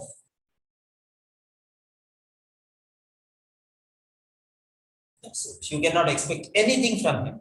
He will not tell you start, he will not tell you explain, he will not tell you nothing. He is just a patient and behaving like a real patient in a realistic situation, only in the artificial environment. That's all. Everything is the same. Fine.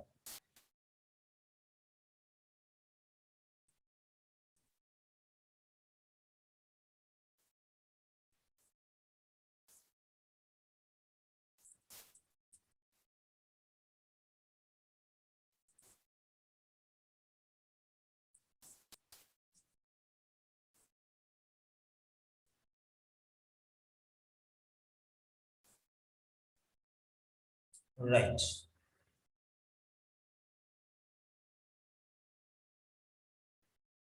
Next one.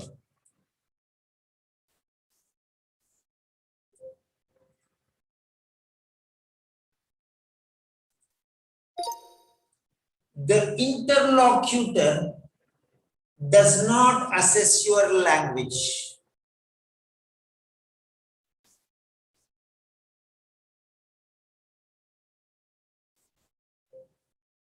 So remember this. He will not assess your language. He has no power to do that. There is no question. He is just a patient. He has no power in his hands. He will not tell you you have done well. He will not tell you excellent. He will not tell you poor. He will not tell you anything. That's it. His role is only to facilitate the role play.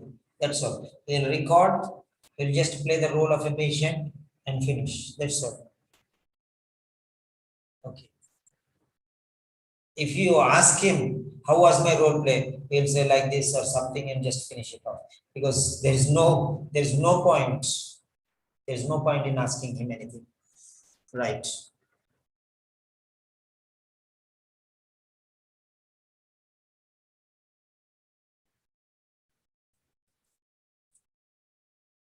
So next one.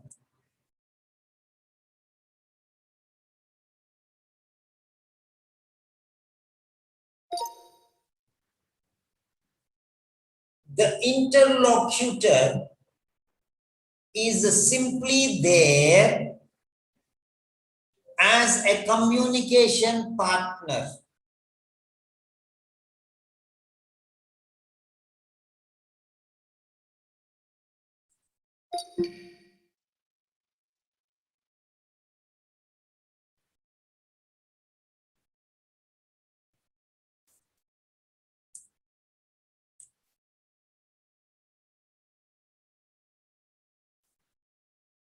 Now here, he's there means he's there.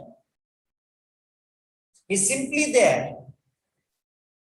He's not officially there, he's simply there as a communication partner. He's facilitating the communication process, not the result. Just to simulate the role play. Just to keep it going. So, just communication partner, that's all. He is no way helping you, he is no way judging you, he is no way favoring you, he is no way condemning you. So, he's just there to make the continuation flow, that's all. Nothing more than that. Don't think that he will give you some help, he'll give you some clues. No. He'll only say, I am worried. Then what should I do? How long should I take these medicines? Do you have any other options? What happens if I don't take the medications? Why should I take the medications? Just like that one, he'll ask something like an ordinary patient. How the ordinary patient asks, he'll ask like that. And the questions are already written and kept there. So he'll ask only those questions. That is called simulated, means guided.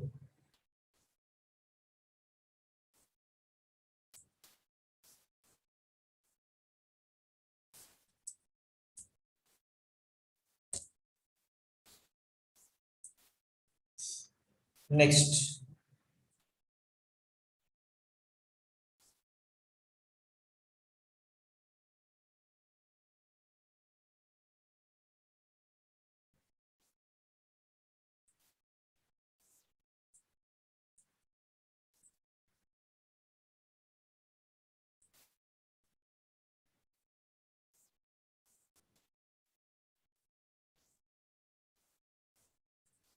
Okay.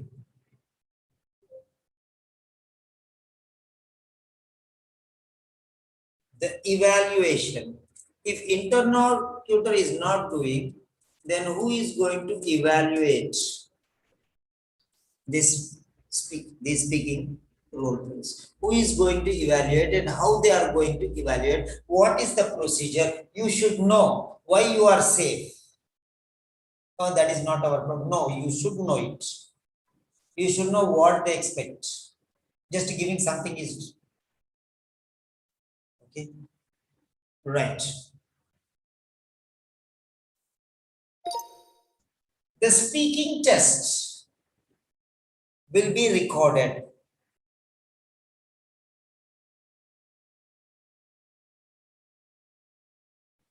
and evaluated by two independent trained assessors afterwards.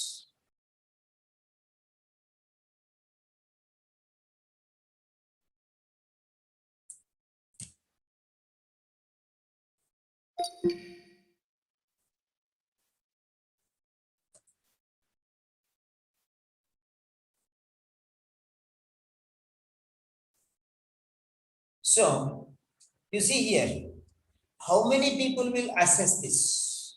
There will be two independent trained assessors. They will not work together. They will be independent. One is here, one is there. First, they will go here. They will assess and they'll give the marks. And those marks will be hidden. And then another place it will go and they will listen and they will assess. The marks will be hidden. Now, these two marks will be joined by somebody else and the average will be given 340, 320, 340 plus 320 by 2 is equal to 330.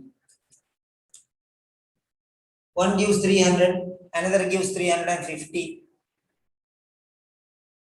Then what happens? 300 and 350. So 50 marks difference.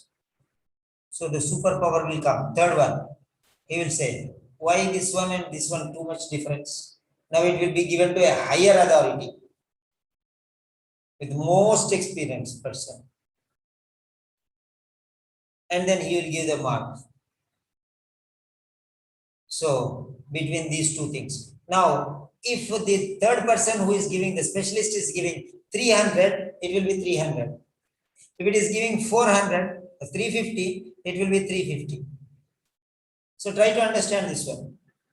So 300 already this person gave, and this person, third person also is giving 300. So two people are giving 300 and one person is giving 350. So the marks will be 350, 300 only, not 320, not by 3.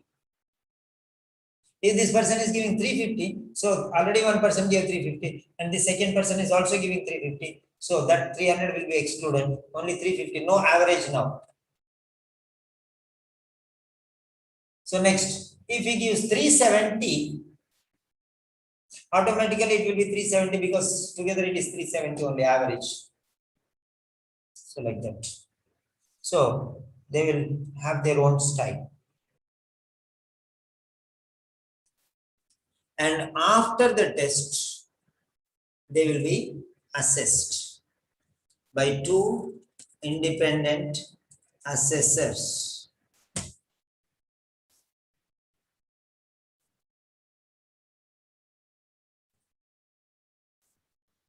Okay. So you need not worry, you are in safe hands. You are in safe hands. Next one.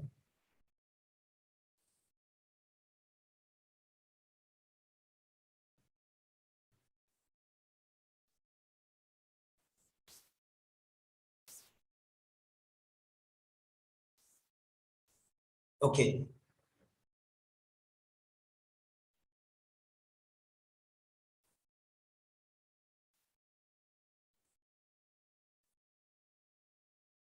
Right.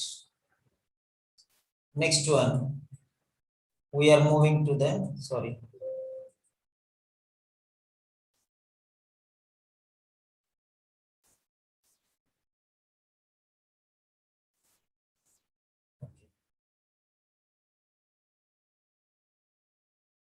Right.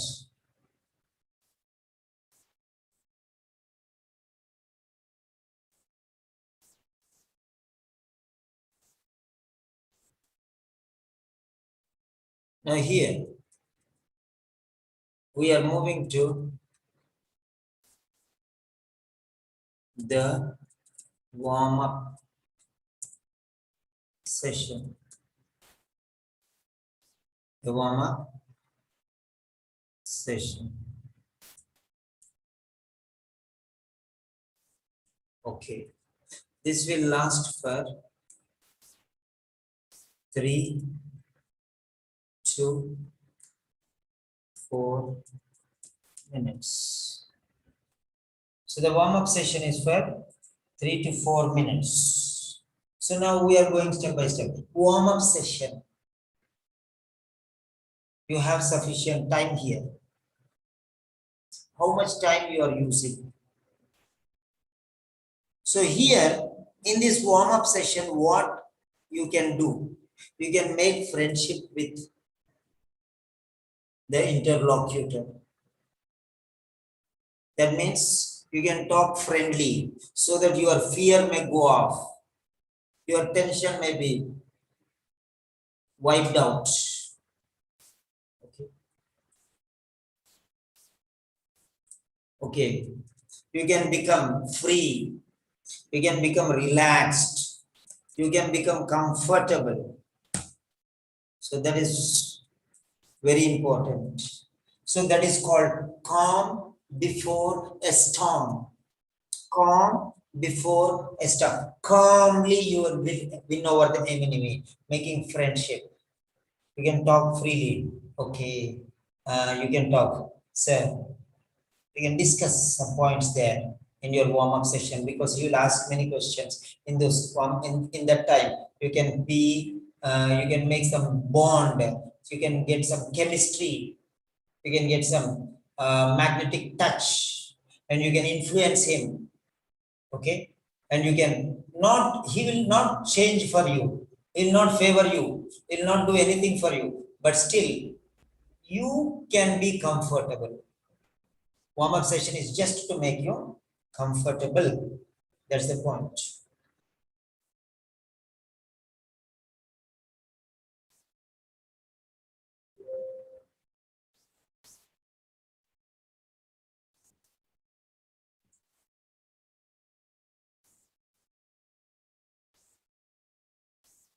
Okay. Now, the warm-up.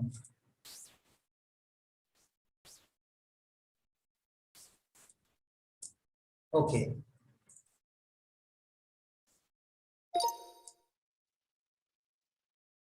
In each interview,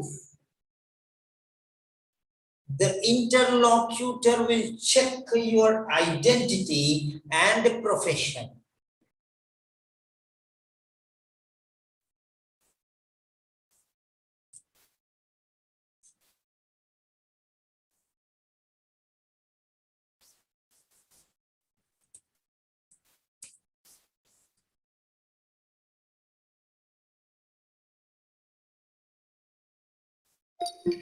So,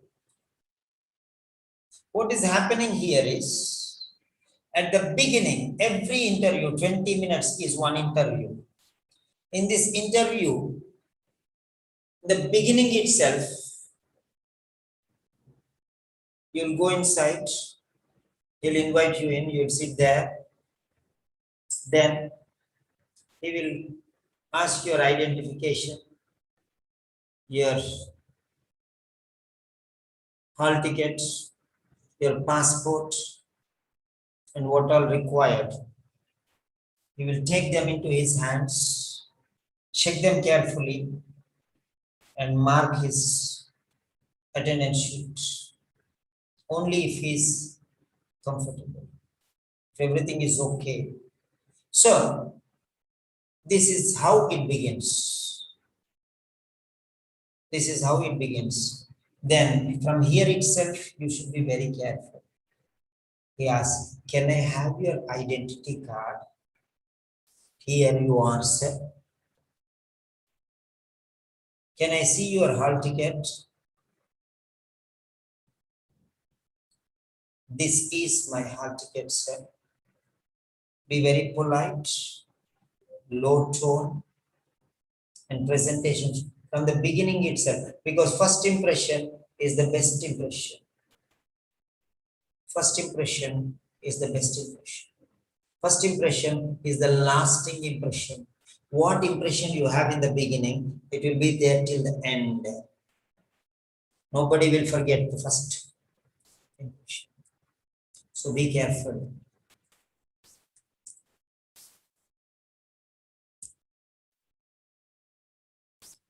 Okay. So you practice all these things on a daily basis. What I'm telling you.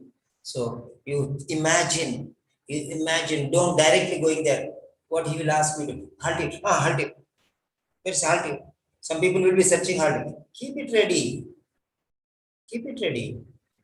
When you go there, only take that one and keep it ready. And then present it to him. First of all, you cannot take anything inside. Okay. Right. You should be ready with it. Okay, he will ask these two things. Okay, be mentally ready and be ready what he will ask first, what you will ask next. Okay, right.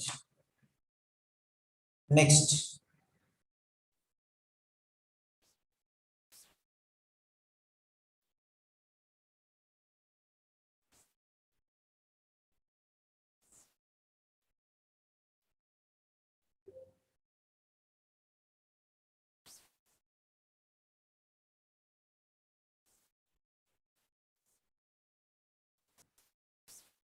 Right. Next one.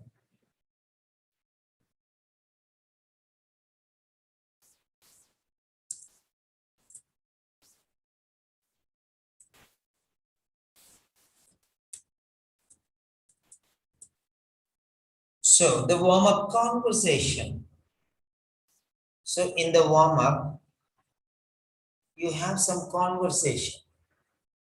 In the conversation, there may be two different types. One is conversation related to the candidate. Second one will be conversation related to the test. Conversation related to the candidate, he will ask you because he doesn't know about you, your family background, your education, your experience, your specializations, your practice, or whatever it is. He will ask you because he does not know and you know them. So he will ask you, but you cannot ask about him. You cannot know about the person. There's nothing to do. He will not even speak about those. So he will ask you 4 or 5 questions related to your details, your particulars. There will be a short warm-up conversation. Okay.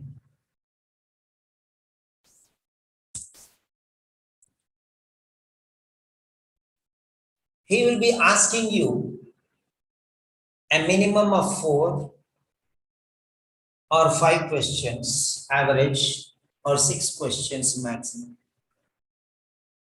So, if you are giving short answers, he may ask 1 or 2 more questions. Otherwise, he will stop with 4 only. So, there will be a short warm-up conversation. Now, in this short warm-up conversation, he may ask you several questions. He may ask you to tell about yourself. He may ask about your studies. He may ask about your family. He may ask about your profession. He may ask about your experience. He may ask you about your knowledge. He may ask you regarding your qualification. He may ask you about an incident which made you feel proud. He may ask you about your role model. He may ask you why you selected this profession. Anything he may ask related to you. So be ready for any type of questions. Be all ears. Maybe 4 to 7 max number of questions.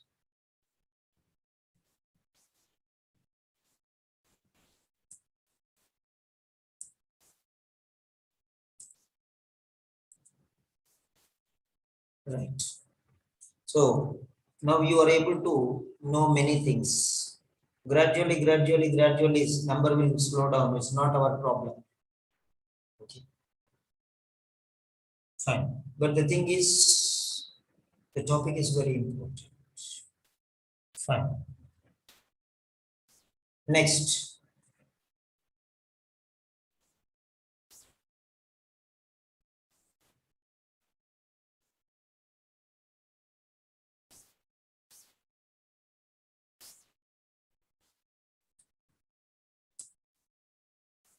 Assessment of warm-up. Assessment of warm-up session. This warm-up session is not assessed. Message. Okay, this warm-up session is not assessed. So relax. Don't worry about how many marks I'll get. Will it be a problem? Did I tell anything wrong? Just to relax yourself this assessment. There is no assessment. It's just casual discussion so that you can know your interlocutor. You can make a bond with him. You can smile at him. You can chat with him. You can share some points with him. You can discuss with him. You can make him understand what you are, what your qualifications are, how well versed you are. So you can freely talk. So this is called a rehearsal. Calmly answer all these things. So this calm before the storm. Storm is the role play. Calm is the warm-up. So this warm-up session is not assessed. Now we are going to the role play.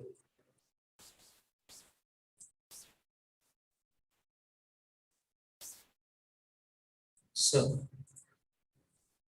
right. Now, let me discuss with the students. Okay, Diya. Hello, Diya.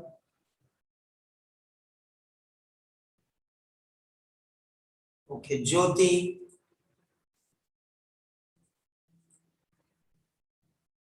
Okay, out of 12 students are there. Out of 12 students, how many students are comfortable? Raise your hand because I'm going to teach you many more things.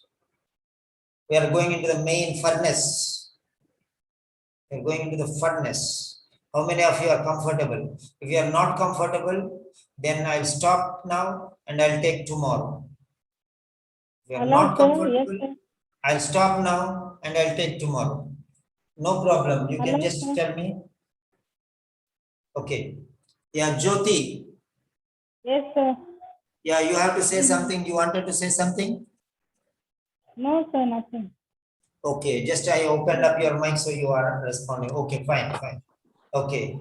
Hello, Diya. Yes, sir. Is the information which I am giving you important or not? Yeah, it's important, sir. Or just I am telling you that things which you already know, everything. I know, but that way organization and everything from you, I am learning, sir, now. Okay. So you know some points, but are you getting some Not points in in a addition way. to those or not? What should you do in warm-up? What you should do in role play? How you should spend? Are you able to get more information or no? Yes, sir. Okay, fine. Lalita. Hello, Lalita. Yes, sir. So are you able to gain some additional information? Yes, sir. Yes, I really. enjoy your lecture. And now only I know all the details. Before I don't know, because this is the first lecture I'm attending. Okay, okay, fine, fine. Okay. Priya Thomas. Yes, sir. Hello, dear Priya Thomas. Sir, good evening, sir. You are at a duty or office? Just I started my duty, sir. Just you start. Already you reached your place. Yeah, I reached my hospital. Yes, sir. Okay, okay, okay, fine, fine, fine. If you are comfortable, you can attend. Otherwise, you see some other option, YouTube or something. Okay. Okay, Right. sir. As possible, I will continue, sir. Okay, Yeah, sir. yeah, fine. So as far as possible, try to attend. Yeah, Next, thank you, next sir. one, Prachi. Hello, Prachi. Hello, Prachi.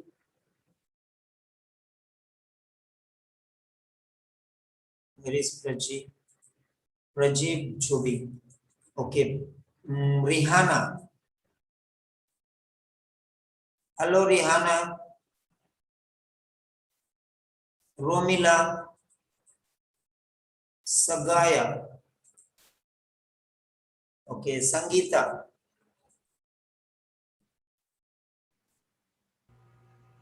Hi, sir. Yes, Sangeeta. Yes, sir. What are you able to get some novel information or no? Yes, sir. Not some, a lot of information I got today from you, sir.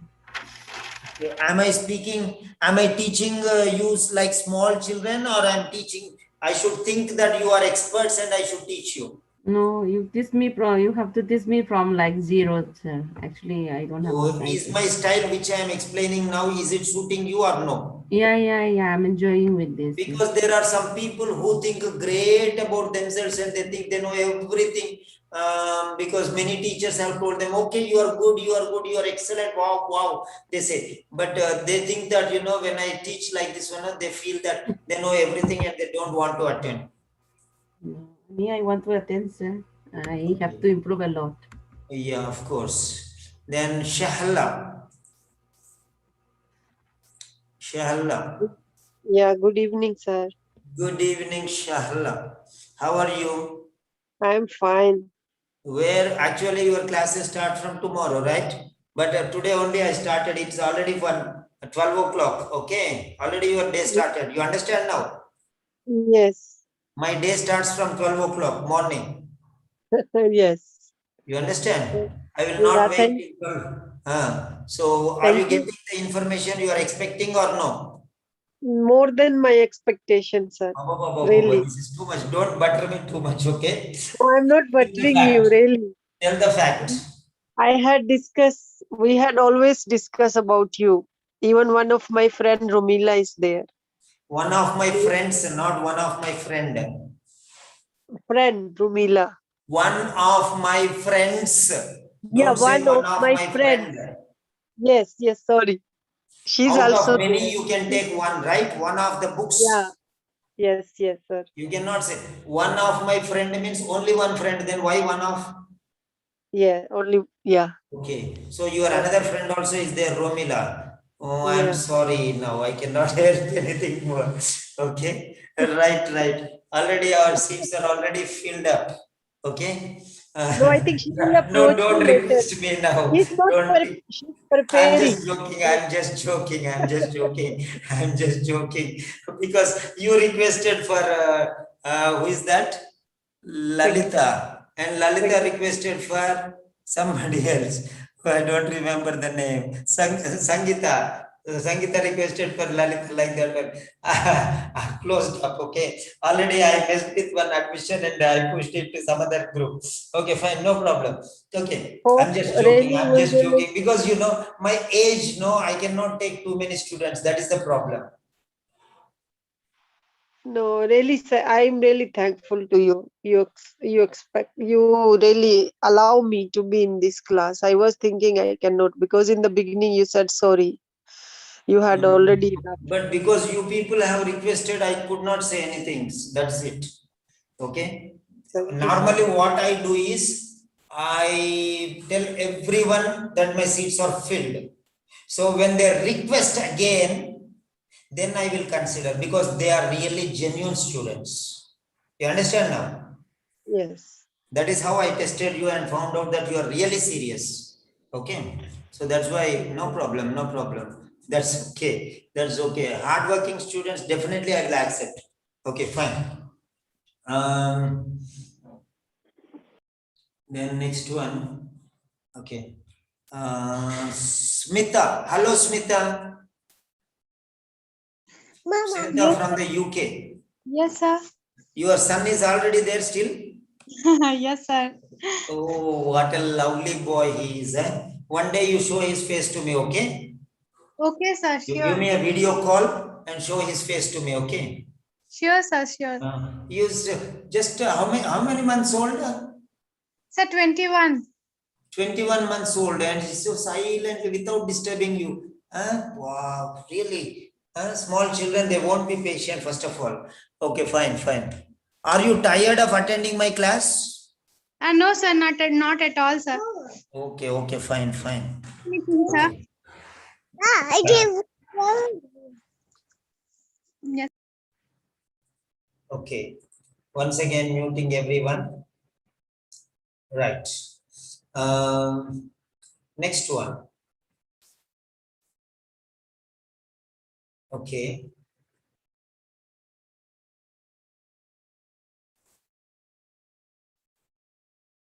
Right.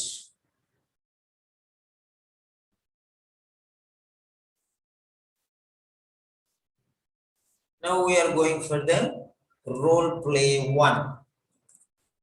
Role play 1. Role play 1. Fine.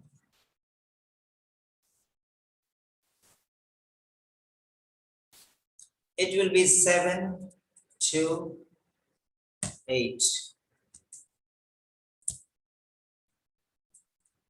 minutes. 7 to 8 minutes. Now here, when we say 7 to 8 minutes, it may be 2 plus 5 or 3 plus 5 or 3 plus 4 or 3 plus 5. But maximum time is 3 minutes and 5 minutes. Sometimes what happens, some people, they take 4 minutes here, and there they will speak only for 4 minutes. So it is in your control that you have to start immediately after 3 minutes. Some people start only after 2 minutes. So why don't you take the preparation time and think more? Think practically. Think logic. Think what is good. Think what is not good. Avoid the negatives. Add the positives.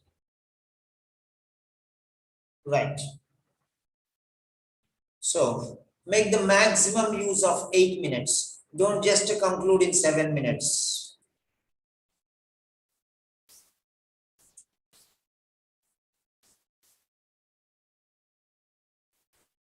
Right.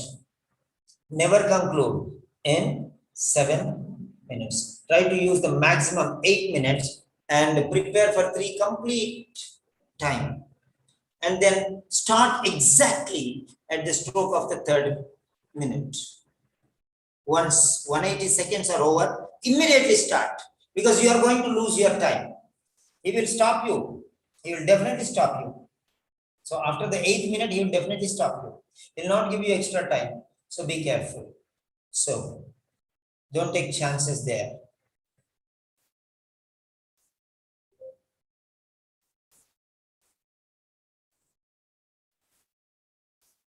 Okay.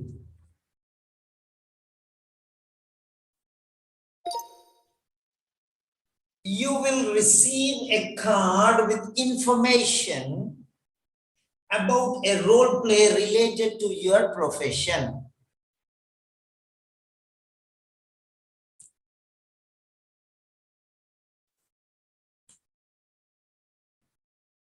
That's very clear here now. So you will receive a card. In that card, there will be information about the role play which is given to you.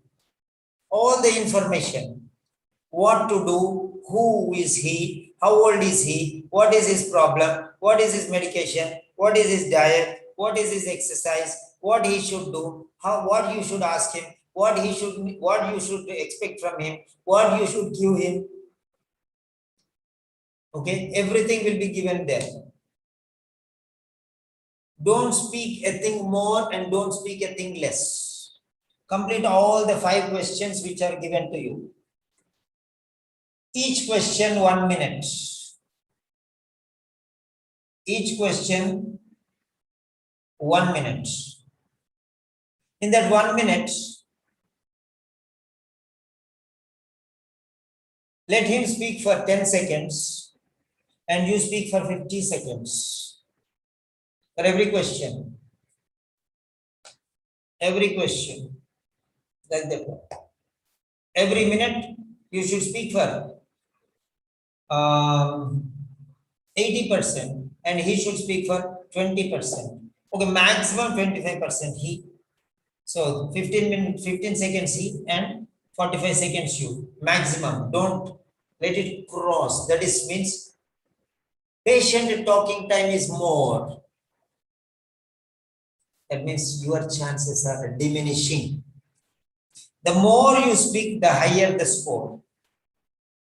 The less you speak, the lower your score. Because testing you, not the patient. Test is for you, not for the patient. If he speaks more, that means automatically your balance is going down. So now it should be like this. This is 25%, this is 75%.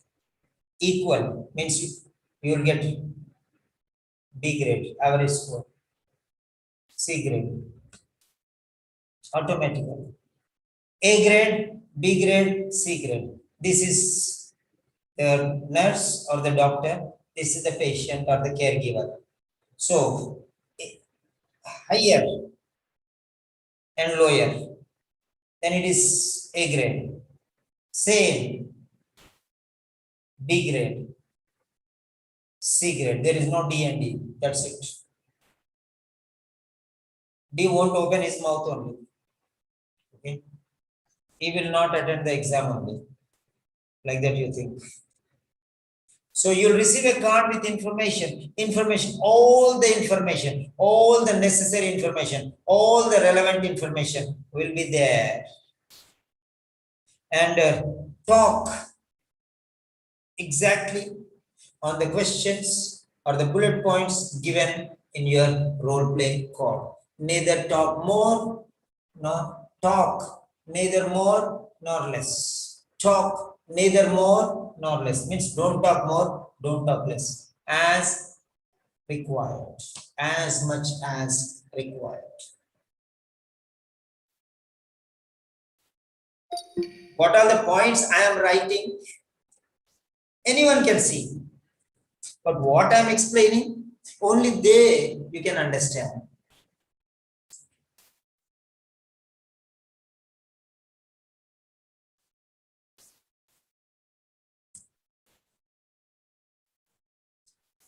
I'm actually going to write a book. Okay. One book for each skill of OET.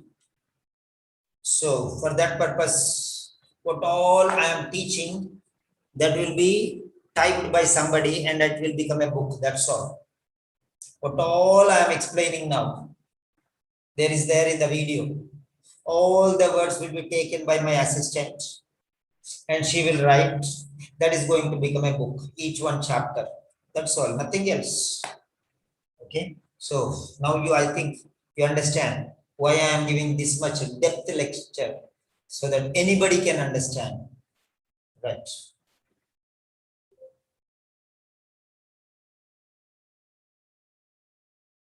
That is the reason why I need only extraordinary students.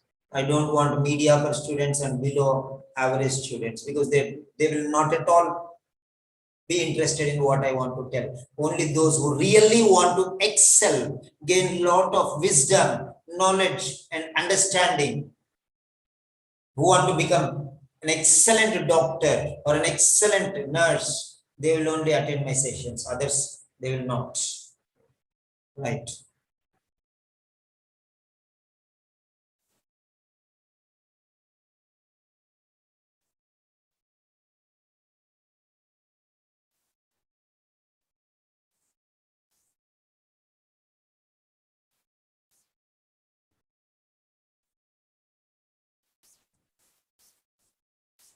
The duration.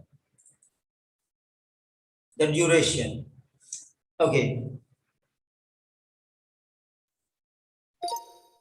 You will have 2 to 3 minutes to prepare before you are asked to start the role play.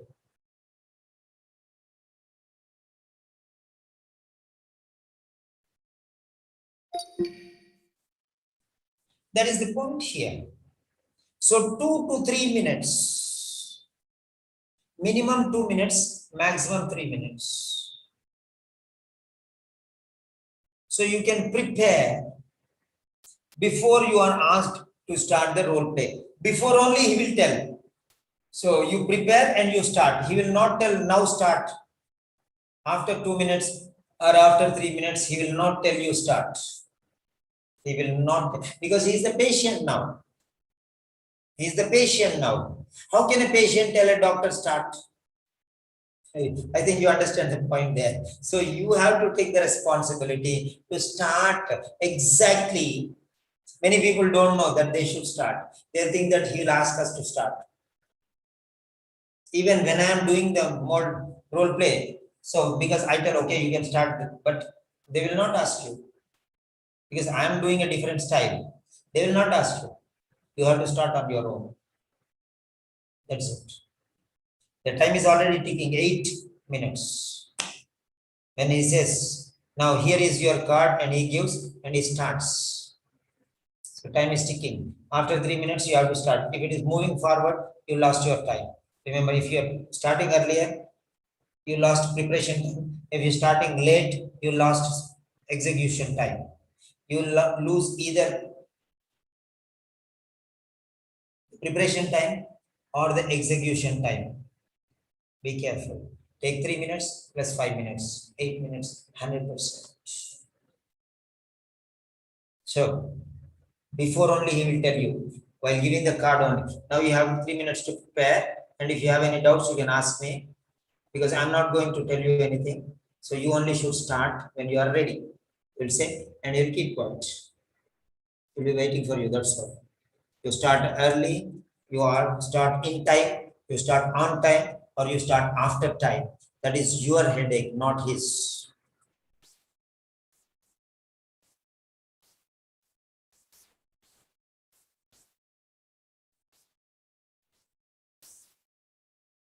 Okay.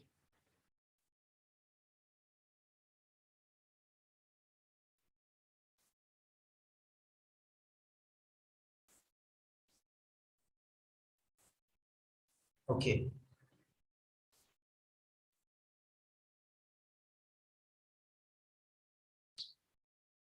Okay, sorry. Yes, I made a mistake.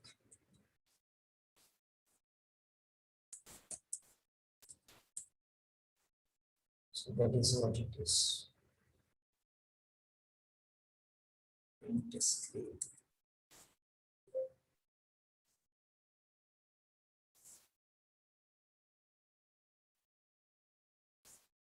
Okay.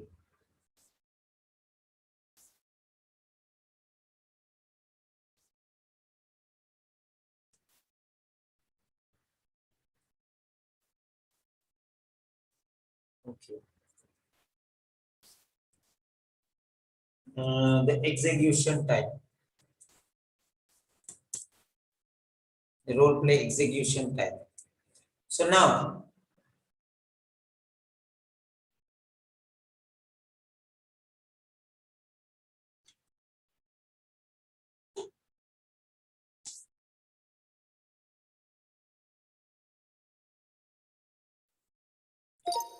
okay, the role play will take about 5 minutes.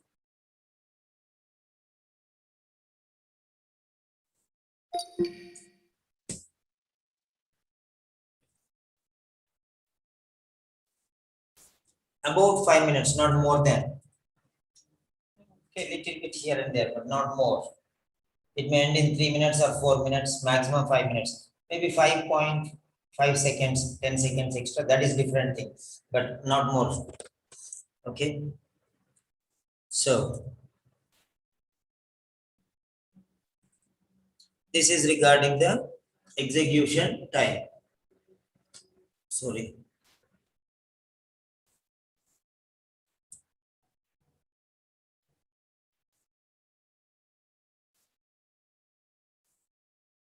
Fine.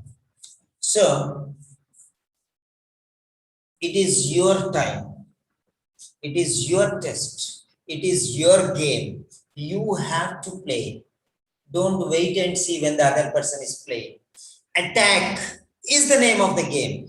Attack is the name of the game.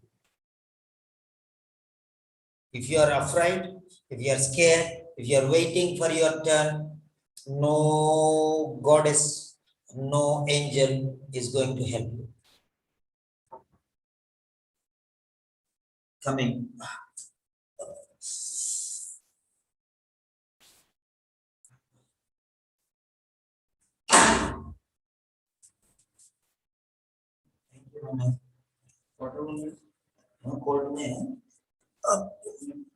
Water చల్లగా కావాలి bottle ఇది ఉన్నది కానీ చల్లది ఇచ్చేది నీకు కావాలంటే ఉంచుకో రెండు ఉన్నాయా కోల్డ్ వాటర్ మంచిది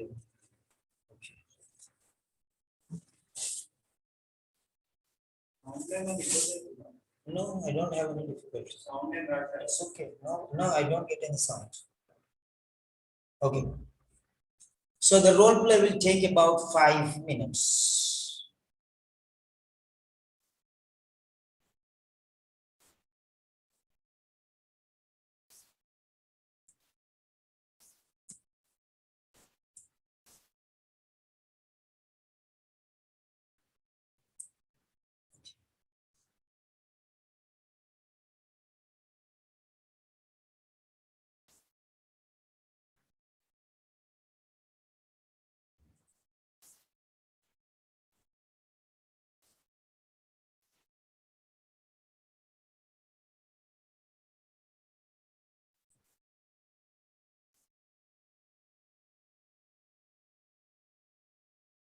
Next one is again role play 2. And role play 2, okay, you'll receive a card with information about the second role play. Second, that is first, and this is second role play related to your profession. Okay. So next one.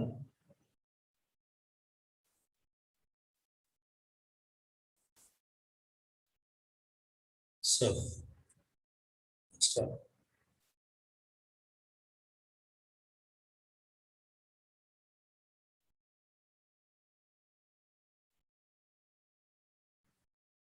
Role play 2. Okay. Then next one is again the same thing. So preparation. So role play 2. So now again what they will do, they will take back the card. Once role play 1 is finished, they will take back the card and put it separately, and they will open a new set and they will give you the second role play. Okay, you'll open it and give it to you. So the second one starts. Maybe in between there will be 10 minutes, 10 seconds or 20 seconds or sometimes 30 seconds to 1 minute break if they require. Sometimes it happens. So second role play.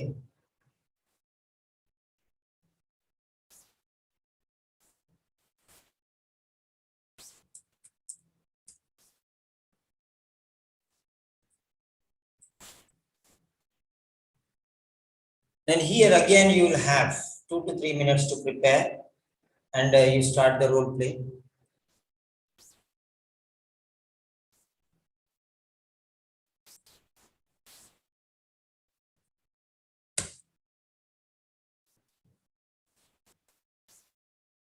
The next one. Again, the second role play also will take about 5 minutes. That means the time is the same. There is no change. This is called the format. I think you understand what is format now. In format only, I introduce some other parts from the next chapter, so it will be easy for you.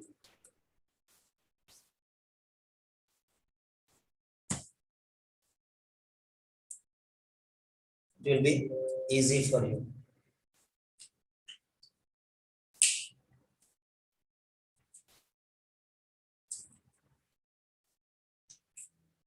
Okay. So we have finished one set.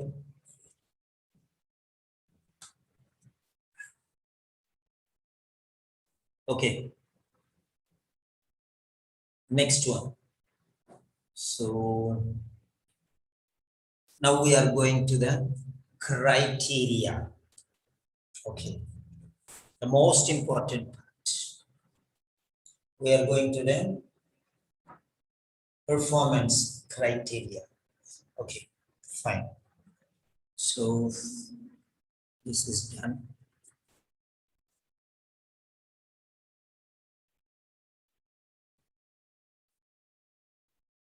Okay.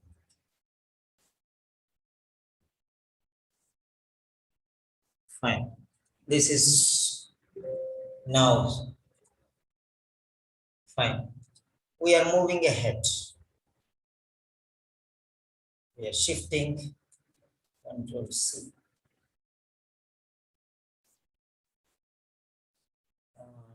Okay, now what I do is file, save. This PC.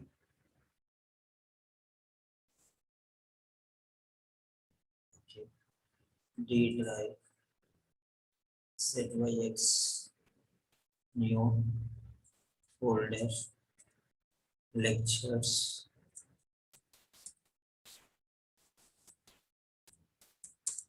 Lectures. Speaking.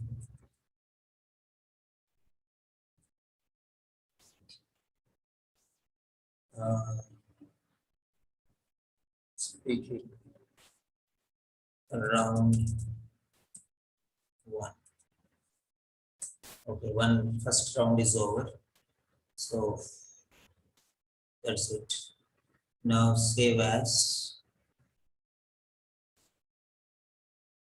round 2. Round 2.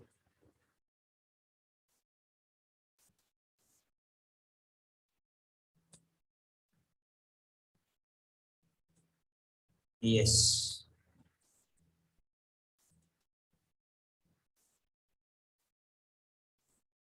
Okay. Right. Number 2.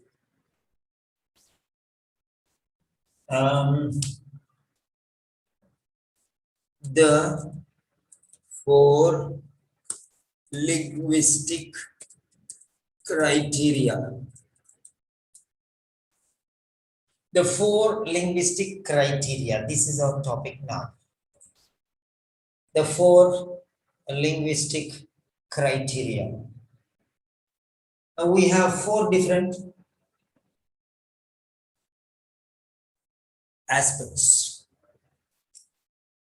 So we are going to the second topic, second session. 4 linguistic criteria. Print screen. Okay. The second session commences. The 4 linguistic criteria. What are these 4 linguistic criteria and what they are expecting from you?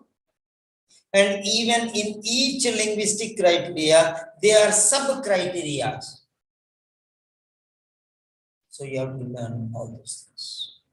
What exactly? Why we are not getting good score in speaking? I'm not able to get even 300 in speaking. Why? Many people question me. But when I start teaching, they say, sir, we don't want all these things, sir. Why should we want to learn English, sir? Only we want to pass OET. Then why are you coming to me? Why are you coming to me? Huh? There are many people who are teaching just to pass. You try with them, and again you get border marks, and again you will fall into problem.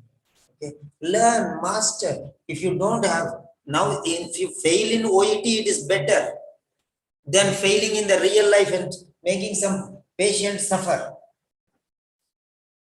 Because of you, one patient may think this hospital is a nonsense. I don't want this hospital. I'll go to another hospital.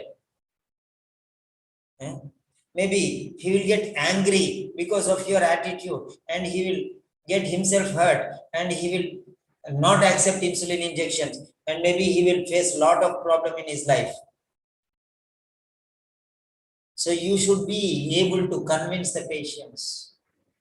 You should be able to communicate the message properly. You should behave like a matured person. Then if you cannot pass OET, how can you deal with English people in English speaking community? You don't know, they will even sometimes file a case also. Yeah. Against the hospitals itself. They will not spare anybody. Okay. So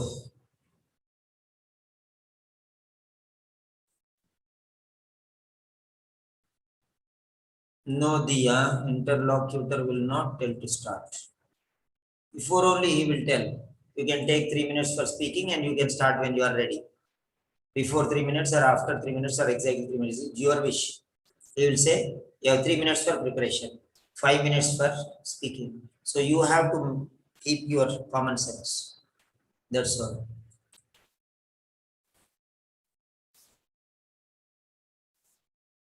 Okay. Okay. The linguistic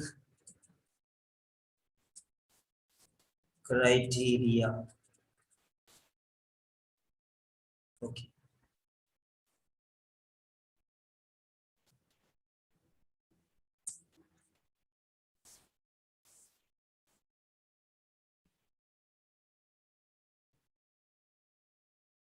Yes. The 4 linguistic criteria. Number 1.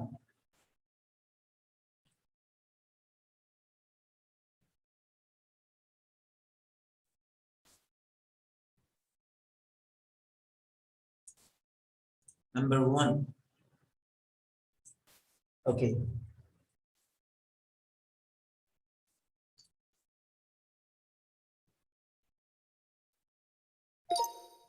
Okay. Your performance in each of the role plays is scored against the following 4 linguistic criteria.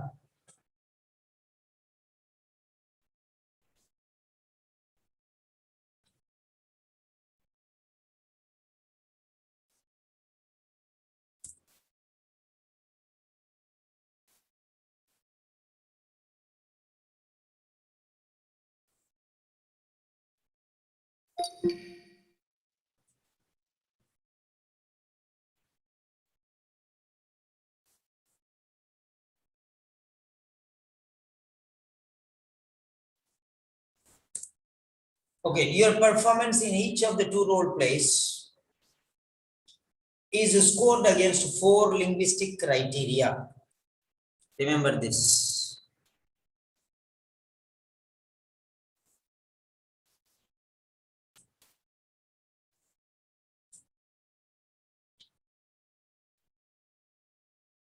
Four, specifically 4. In both, there also 4, here also 4. That is separately and this is separately. And there will be 2 assessors for part 2, role play 1. There will be 2 assessors for role play 2. Two assessors. So that one by 2 assessors, this one by 2 assessors. So that is average and this is average. And both average, put it down. Like that. So average plays a very important role here.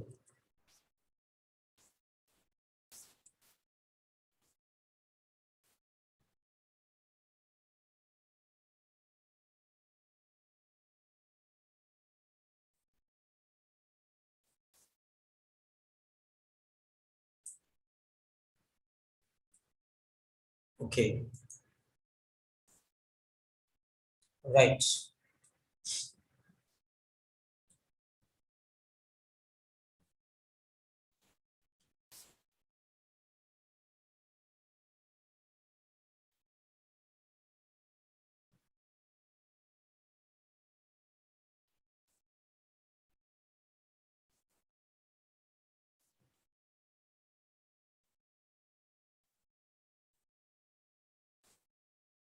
So they are number one,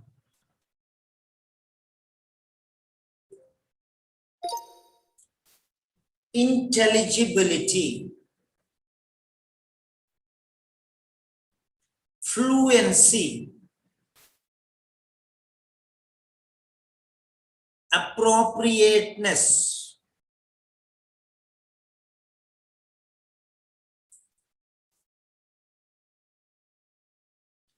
resources of grammar and expression,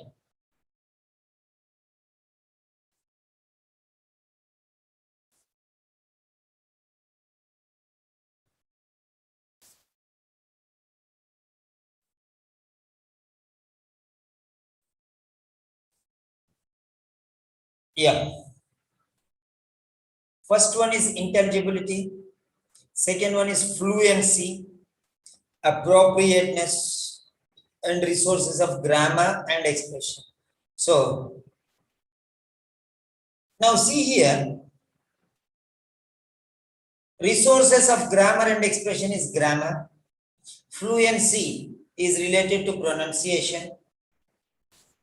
Now intelligibility and appropriateness. Now two are left.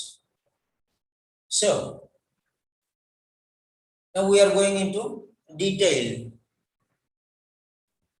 Now what do you mean by intelligibility? Many people don't know. So what they will tell you?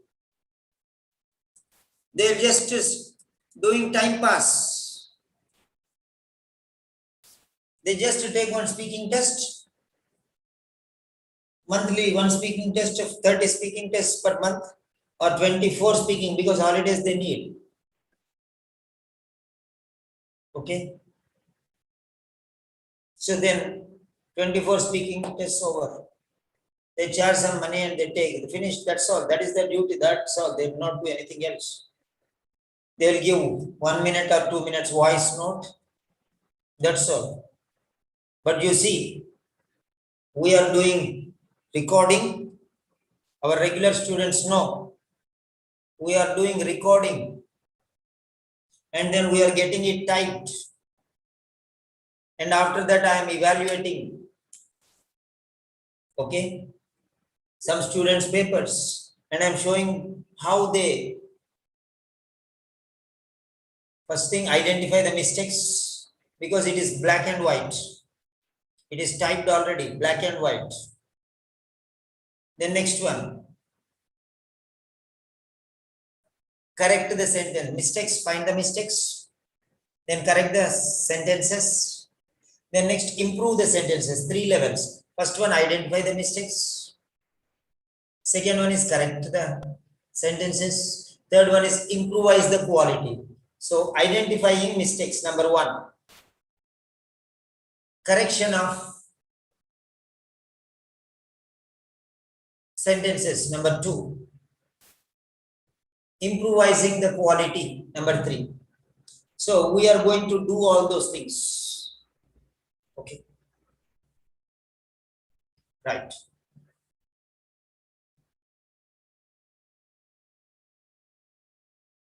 Next. So these are the 4 things.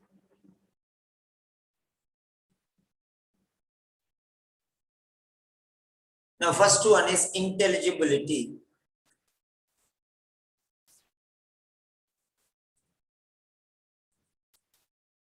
So criterion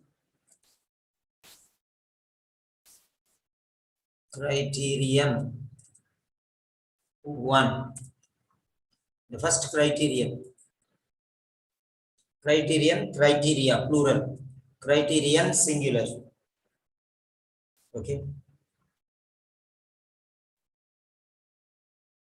Medium, media, like that one. Medium is singular. Media is plural. Or mediums. Okay. The first one is intelligibility. Right. Now we are focusing on intelligibility now, only on intelligibility.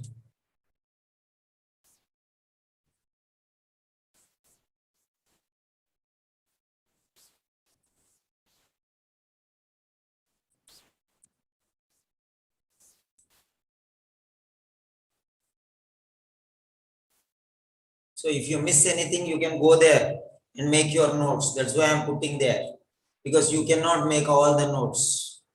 So you can just go there and click on one slide. Everything you push with your finger one by one, they will come. And you can make notes if you want, because these notes you cannot find everywhere. Okay.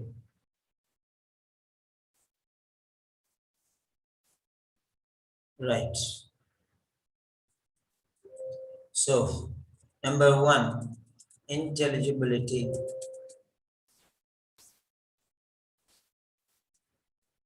Now, regarding this intelligibility,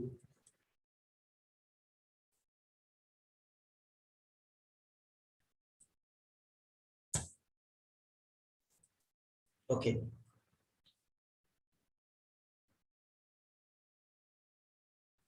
Fine. Your performance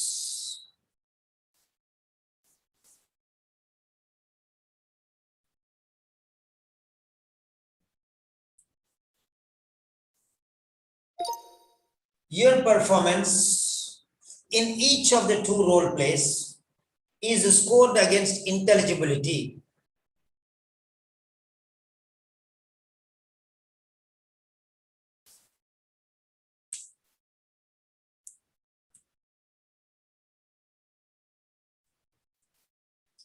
Intelligibility is about how clearly you can be understood.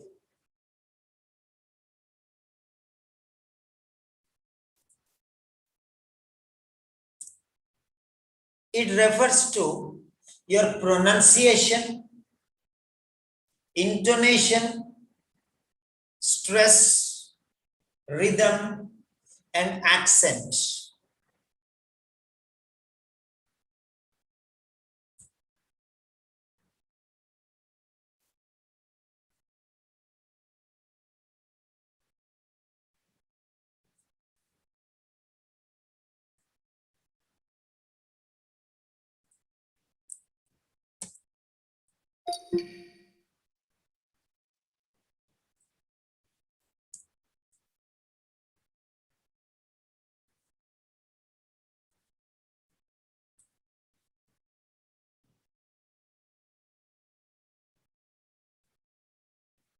So, in both the role plays, number one, intelligibility is taken.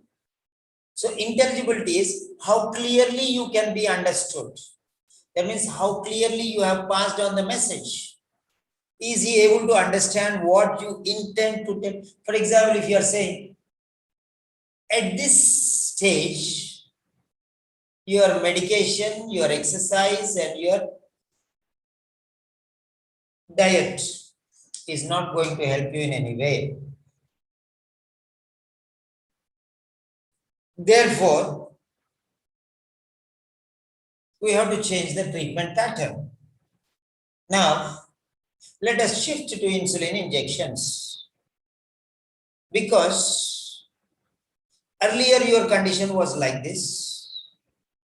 And therefore, for those conditions, that was enough. But now, the situation has gone beyond control. And now the body is in no more a condition to manage your blood sugar levels. Therefore, there is no other option but to resort to insulin injections.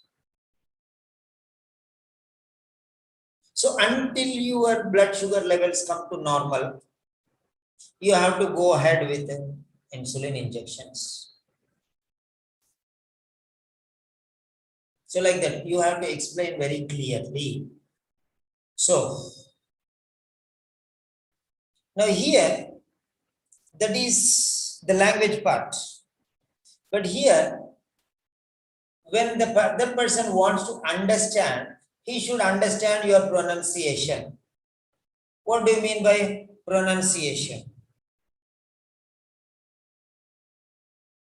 There are some people who don't pronounce properly. Number of words they don't pronounce properly. I can give you hundreds of examples. Examples, wrong. Examples, not examples. Examples, exam, exam. So like that, many words, college, passage, marriage, carriage. If you say marriage, the English person cannot understand. Marriage, carriage, usage, not usage. So if we speak, they cannot understand. Like how when they speak, we cannot understand. I mean, native and non-native speakers. It is difficult for us to understand the pronunciation. So when you are facing difficulty to understand the pronunciation, which is for the words, okay, of a native speaker, then how can you give the correct pronunciation so that the other person can understand? His pronunciation you are not able to understand. So your pronunciation he cannot understand. He's an English patient. So if you are speaking in your style, in your own pronunciation,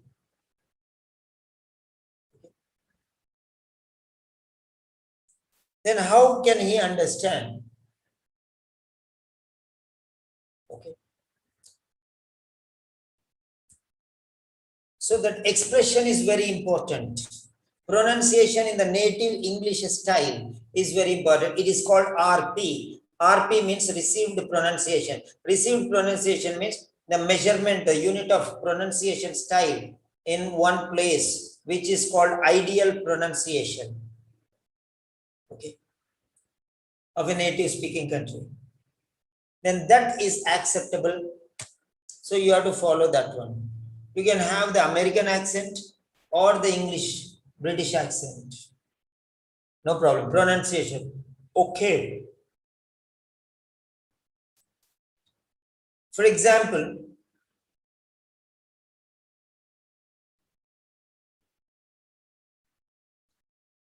if you say,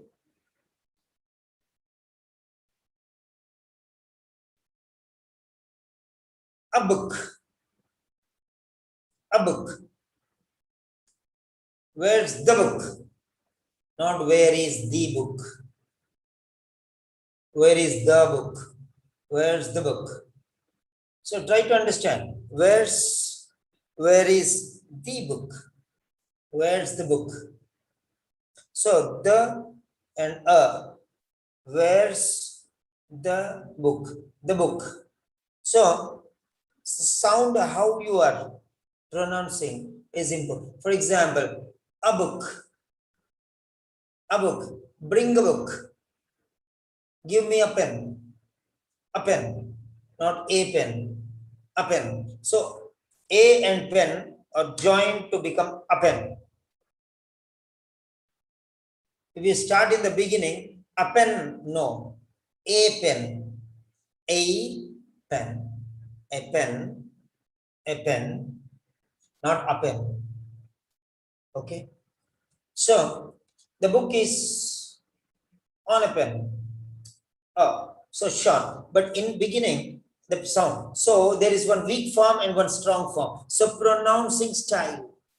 How are you pronouncing it? So when your pronunciation, you are breaking the words or flowing the words.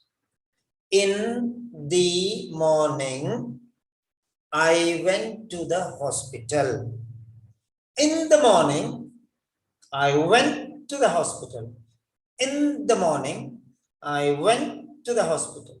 So there should be continuation, flow of words, and pronunciation should be appropriate.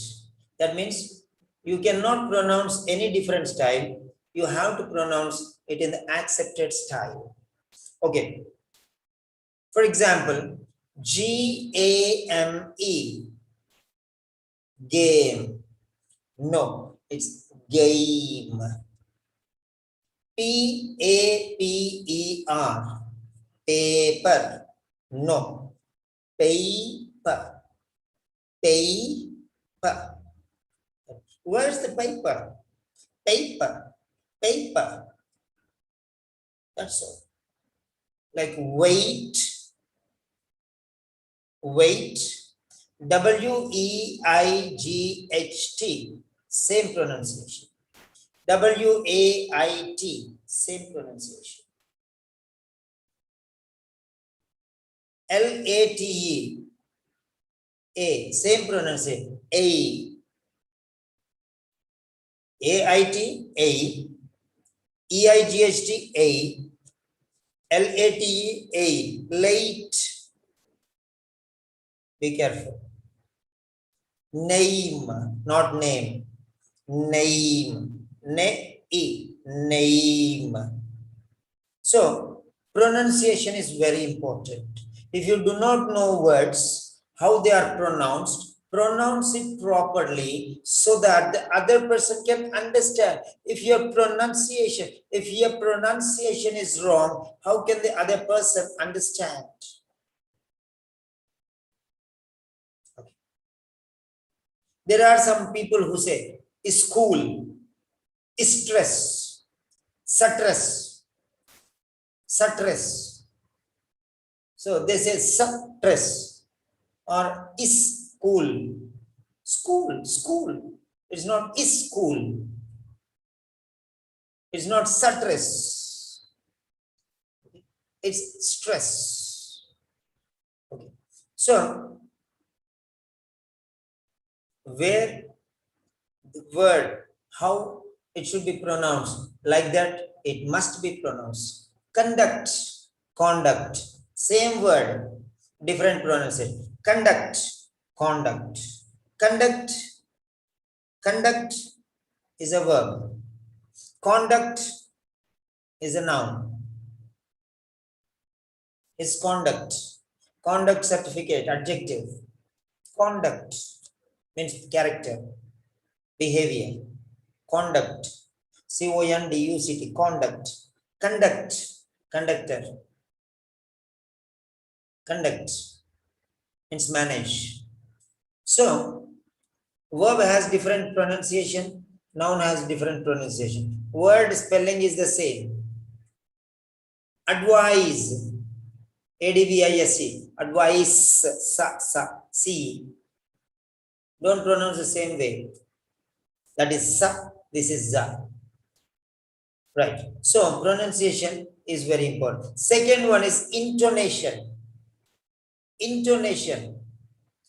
So tone, rising tone, falling tone. Sometimes you go up, sometimes you fall down. When you, so rhyme and rhythm. Then next one, stress. Stress is also very important. It refers to your pronunciation, intonation. Stress, I'm not telling you from my own. I'm telling you from official websites, OET websites, OET books, all collected information. I have my notes. Okay, based on that one, I'm explaining you. Right.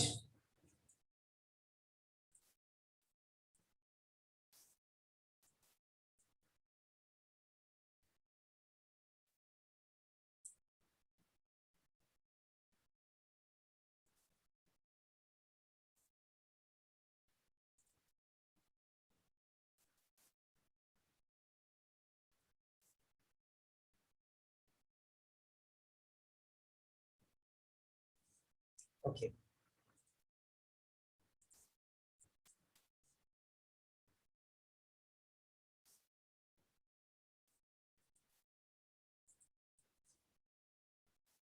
Now, be careful. Warm-up session, you need not worry. But here, you have to think about these things. So this is the first criteria.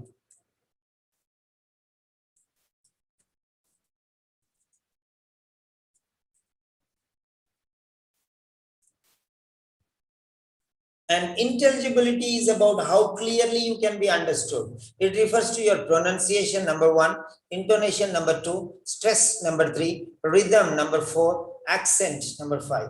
Rhythm, up and down beat. Where are you going? Where are you going? So rising and falling, rising and falling. That is the rhythm. Rhythm. Then stress. Sometimes you have to stress, word stress, sentence stress, that is it. For example, examination, examination, this is stress. Nation, na, there you are stressing, examination, examination. So where you have to stress? If you practice, you'll get it. So now we are moving to the second.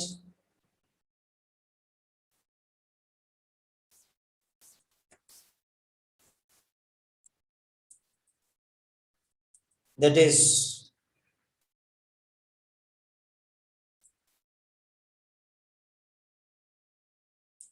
okay, fluency.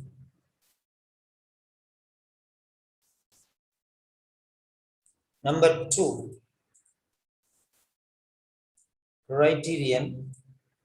Number 2,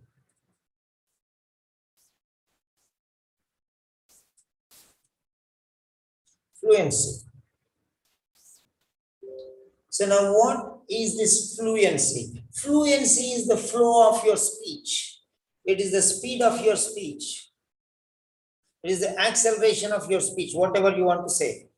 Right. It is the flow, continuous flow of speech. Some people, when they read also, they don't read properly. In the morning, there was, like that. So speaking, breaking, passing, full stops, without full stops, stopping without full stops. Where there is no full stop, you stop. Where there is comma, you must stop. If there is comma, you don't stop is a mistake. If there is a full stop, you don't stop, it is a mistake. So where you have to stop, there you have to stop. Where you should not stop, there you should not stop. So pause means little, comma means little gap. Full stop means 2-3 seconds. Pause means just half second.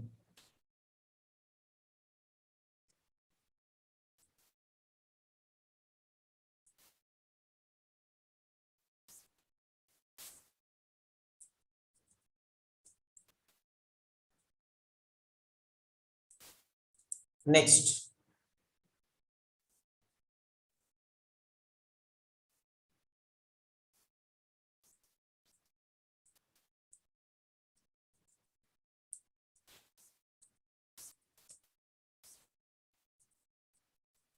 Fluency.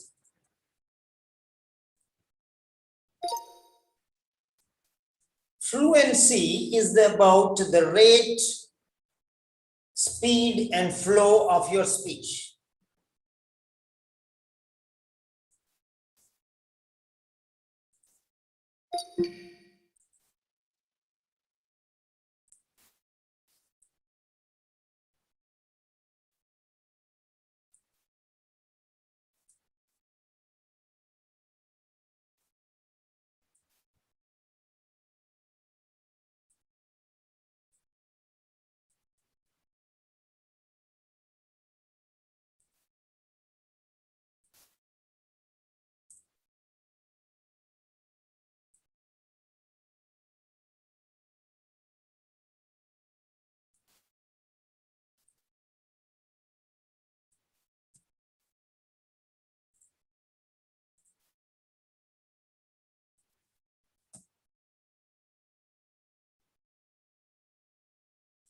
Okay, rate of flow of your speech, rate. Yesterday, when I went to the market, I noticed that two people were fighting. I went there and tried to separate them, but both of them started shouting at me. And when I told them that it is a mistake, they told me to mind my business, and then they shook their hands and they left the place. So I realized that it is madness to interfere between in a fight between two people. So, how fluently you are speaking, the flow of your speech. Yesterday, when I went to the market, I noticed two people fighting on the streets. So that is the flow of speech. Maintain the flow. Maintain the flow. How do you improve? I'll tell you later. By watching and repeating, by listening audios and repeating, or you take the audio, you take your listening only, take the audio, play it there, take the script, audio script, and you read. So listen to that, and along with that, together, along with the audio, you also read. Then you will increase your fluency.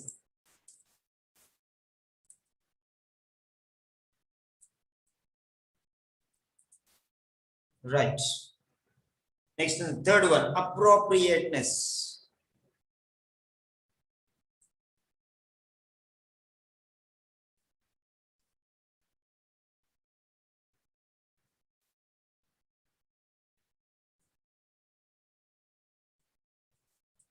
Number 3.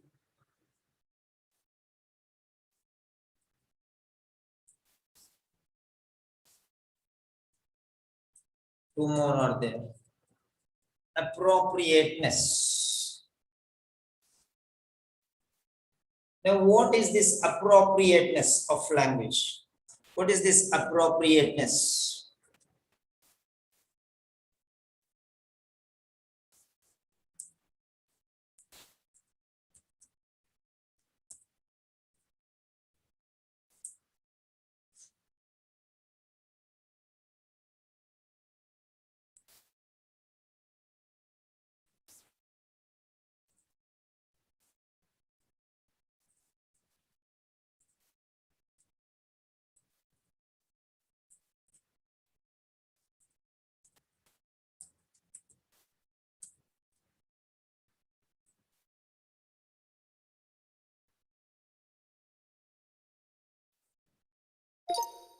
Appropriateness is about your ability to use suitable professional language and explain things to patients in a simple way.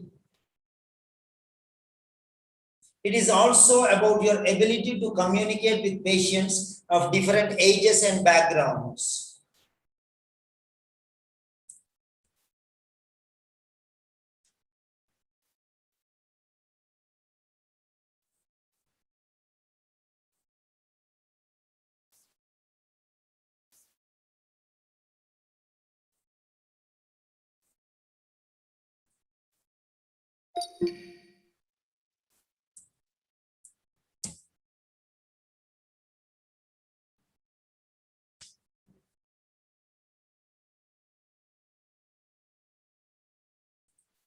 So there you are. Appropriateness is about your ability to use suitable professional language and explain things to patients in a simple way. Appropriateness. For example, if you say incontinence to a patient, he will not know, because it is incontinence is a medical word, a highly specialized medical word that even most of the medical professionals who have ordinary knowledge don't know. So then how can a patient know the word incontinence? If you say myocardial infarction, what will the patient know? So what you have to do is, use a simple language. You have to say, your bowels are very weak and they cannot, okay, perform or work properly. So because of that, this happens. So you have to explain that one in a different style. So the word incontinence is one word, substitute a medical special. If you use the word incontinence, you will get A grade in writing for that word. I'm not talking about the entire writing. For that word, it is an A grade word. Because everyone will not write like that. Okay. So he'll say he cannot control his bowel movements. Okay. Right. So explain it in a simple and easy to understand way. If you use high profile, I am reassuring you.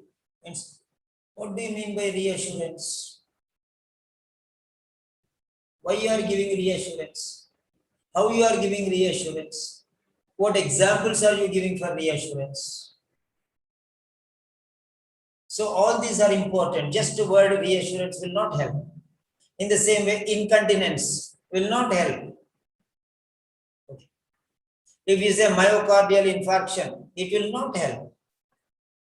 Myocardial infarction is a special medical terminology. So the same thing you cannot use everywhere. There are many words which ordinary people cannot. For example, if you say convulsive seizure, can everyone understand? No. If you say epilepsy, many people can understand. If you say fits, many people can understand. So, like that, the way how you are presenting your words to a patient is very important. Don't use high profile words. And don't use very simple nonsense also. Is that okay for you? Is that okay for you? Is that clear for you?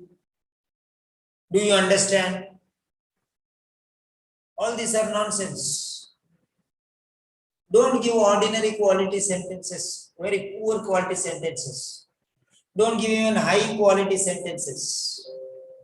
See whether the patient can understand or not. Give that level of vocabulary. Don't say okay, okay, okay every time. I'll give you some medicine. Okay?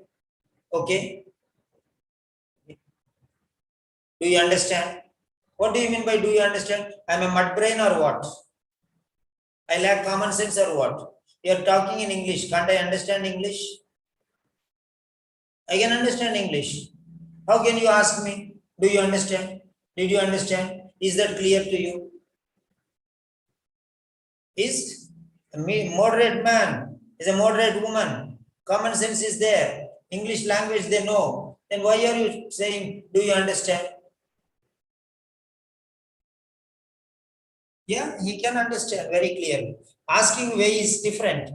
I strongly believe that everything is clear to you. But in case if you require further information, please ask me so that I can give you additional some more relevant information. So the way how you are putting the sentences, say, do you understand? I believe that I have explained. According to my knowledge, I gave you all the details which are relevant for you. But in case, if you still want to know some other, if you have any queries or if you have any doubts, you can ask me. Then he will ask you.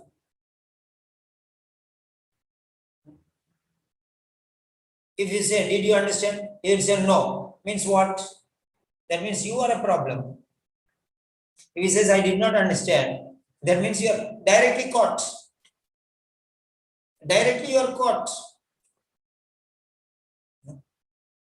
And what is there to understand also, because you have explained very clearly. Why do you want to ask the question? Do you understand? He will only say yes, or he will say no. No means it is a problem. Yes. So simple, one word. Why are you making him to you open his mouth? Just say yes or just say no. Be reasonable. Be reasonable. Don't give just yes no questions. Don't ask yes no questions at all. Did you have your breakfast? What did you have for breakfast?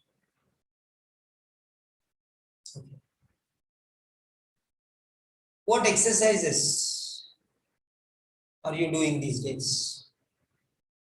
Can you tell me something about your diet?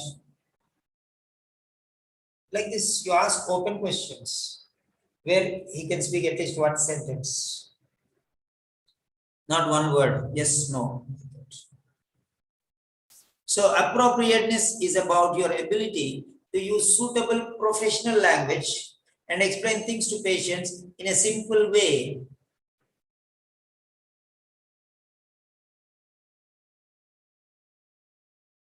Okay.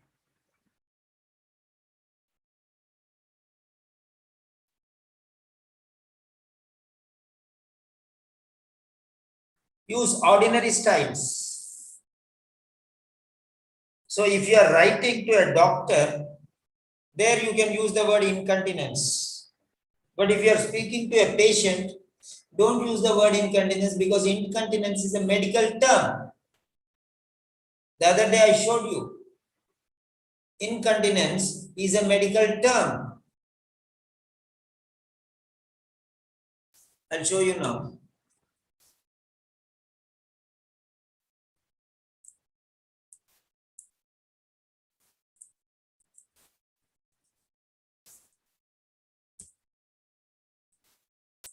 So 2 more are there.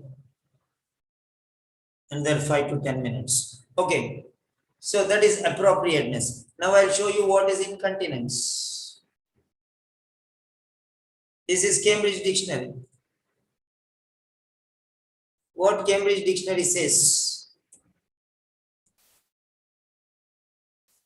Incontinence.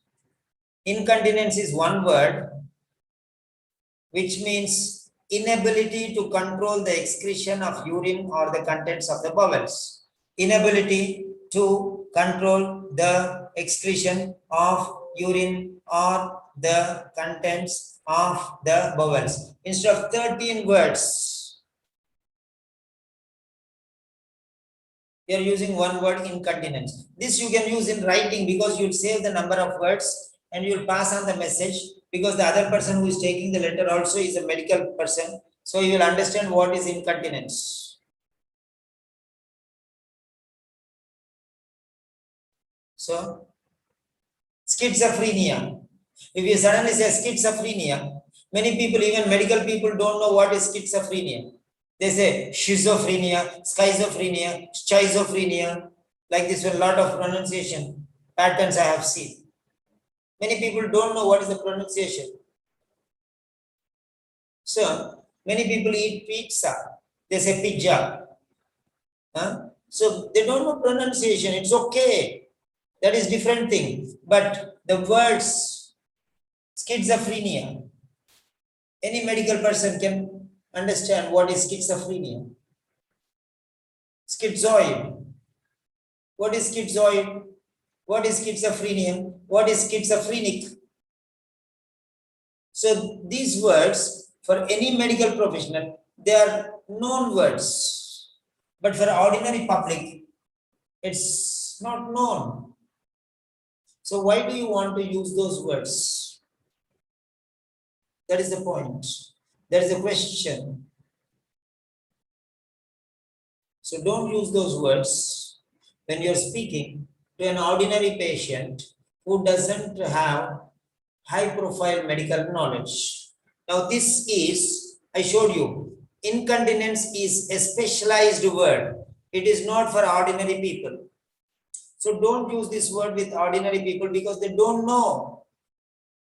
Specialized means high profile people only you have to use these words. And it should be used only with medical people. It should be used only with medical people. It's a medical word, so you should use only with medical people because they only can understand what it is. It's a medical word and it is also not normal medical people. It's specialized people only can understand. It's a very special term. Not every nurse, not every doctor can know this one. Only those people who have a lot of knowledge, specialized medical term. How can you use this term with an ordinary patient who doesn't have any medical knowledge? So avoid using these words. That is what is appropriateness. That means you are using inappropriate words for ordinary people. High profile words for ordinary people and low profile words for higher level people. If you go and write inability to control the excretion of urine or the contents of the bowels in an OED letter, that means you will get C grade. But if you write incontinence, you will get A grade. There is no B grade here. There is either A grade or C grade. That's it. When there is a chance to use one word and you are using 13 words, what do you mean by that? That means you are very weak. So you don't deserve B grade. That's the meaning there. But that is you are writing to a doctor, you are writing to a medical professional, you are writing to a nurse, you are writing to a physiotherapist or somebody else.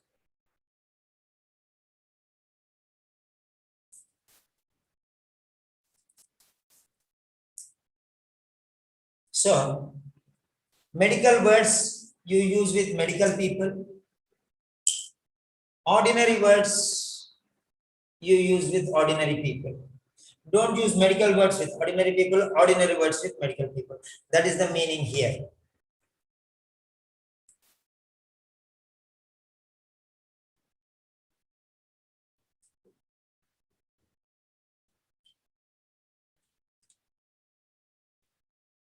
Okay. Then, this is the word for incontinence. I'm posting here.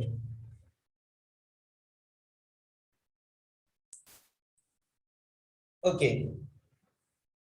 Next.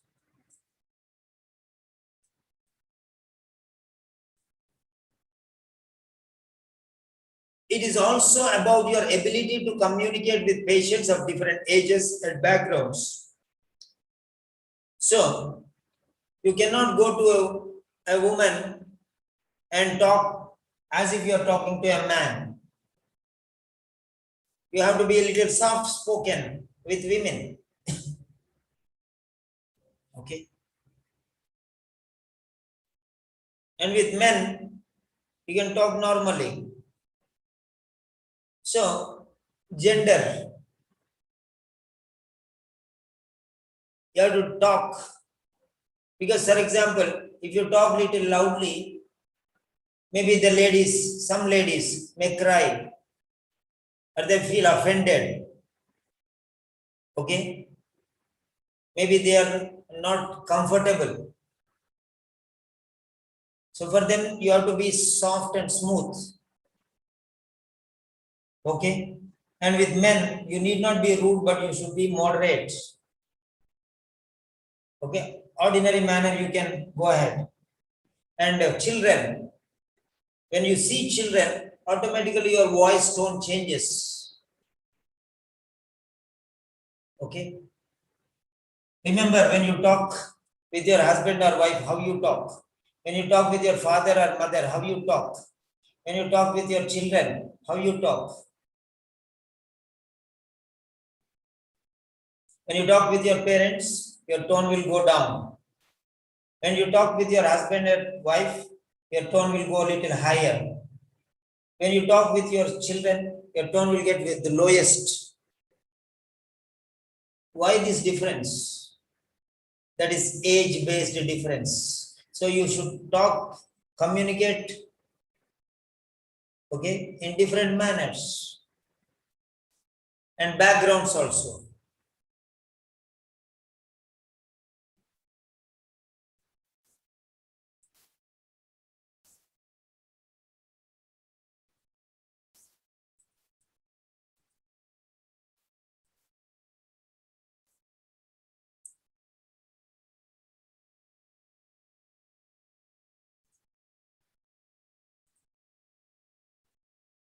Then fourth one,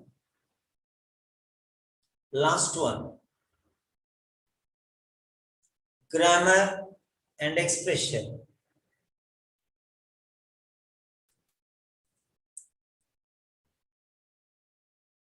Grammar and expression.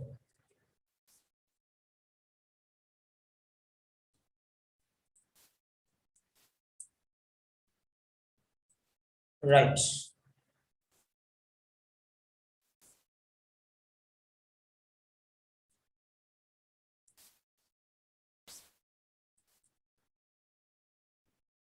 Fourth criterion.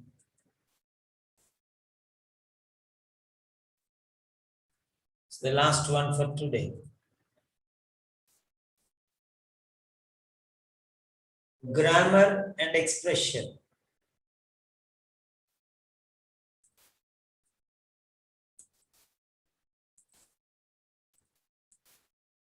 What do you mean by expression? I already told you expressions. Expressions, feelings, expressing something. Excellent. Don't want. You are right. That's absolutely understandable.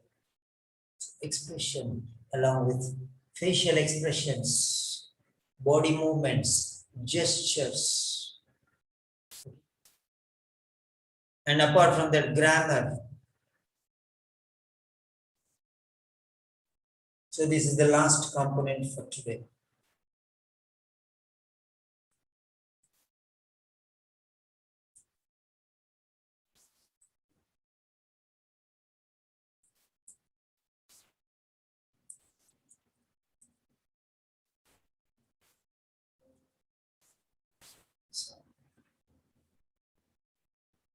Right. That is 211. Fine.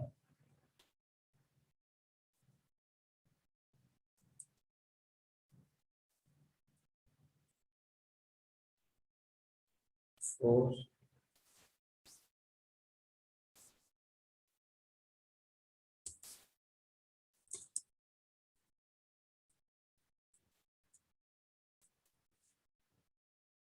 Grammar and expression.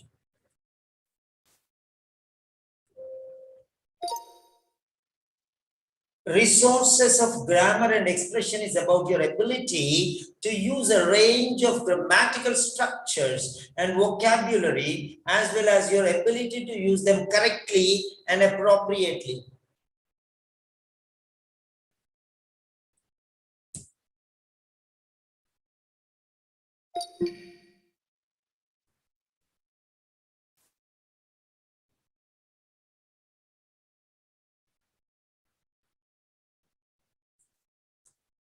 So that is the last slide for today. So now here he is going to talk about grammar and expression. How capable you are to use a range of grammatical structures. Subject verb agreement, subject verb object complement, subject verb or gerund. I like reading. I read books, subject verb object. I like reading. I subject like verb. Reading is a gerund. I like to play. I subject like verb. To play is to infinitive.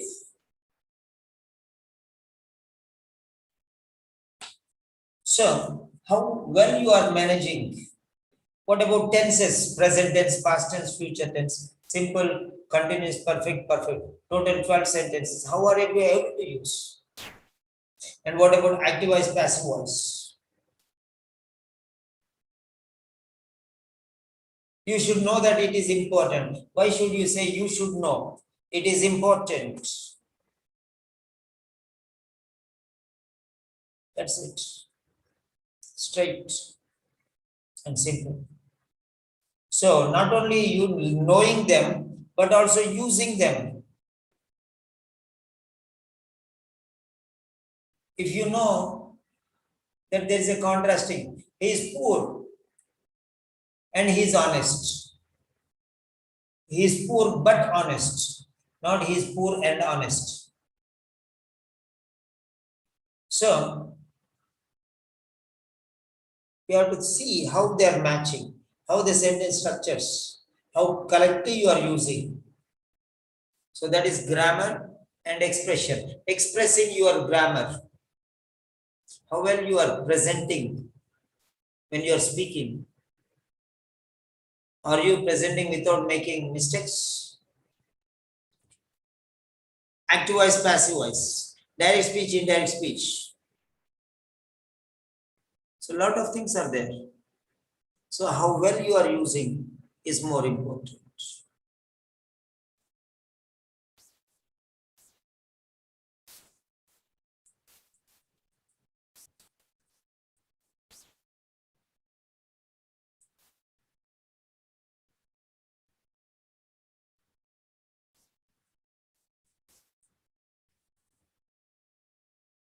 Perfect.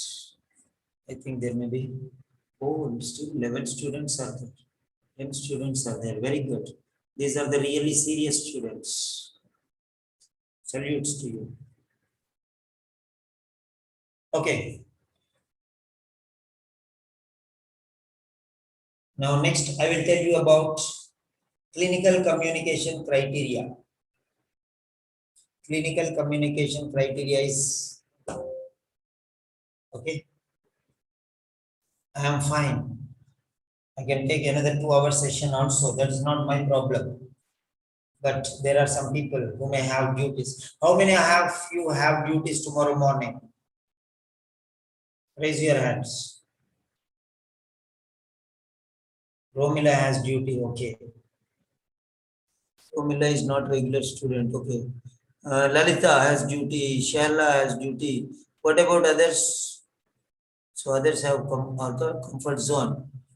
What about this fellow Priya is already on duty. Rihanna tomorrow is off or what?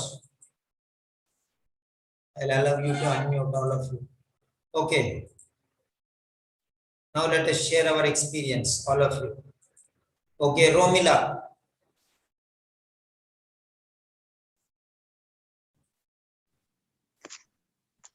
Hello, good morning, sir.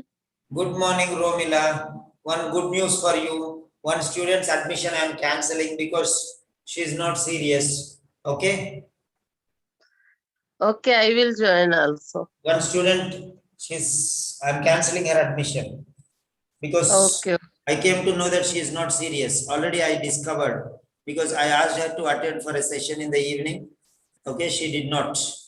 So, because already somebody has taken your name, maybe they will ask me after I close this one. So before only I'm telling, there is one option. Okay, right. Okay, fine. Okay, Yeah. thank you so much. Very nice experience, sir, because you explained very well from the zero. Okay, so do you think that this much explanation is needed or not needed at all? Sir, I think to get the good score, better to have this information from the beginning. Okay, and where are you from, Romila? I'm from Pakistan, but currently working in Saudi. Okay, right, fine. There are many students from me from Saudi Arabia. Most of them here are from Saudi Arabia or the UK. Okay. Right. Fine. Okay. You can contact Shahla or Lalita or Sangeeta afterwards. Okay. Okay, sir. Thank you so much. They will guide you. They will guide you, but I don't think that it will be left till tomorrow. Okay.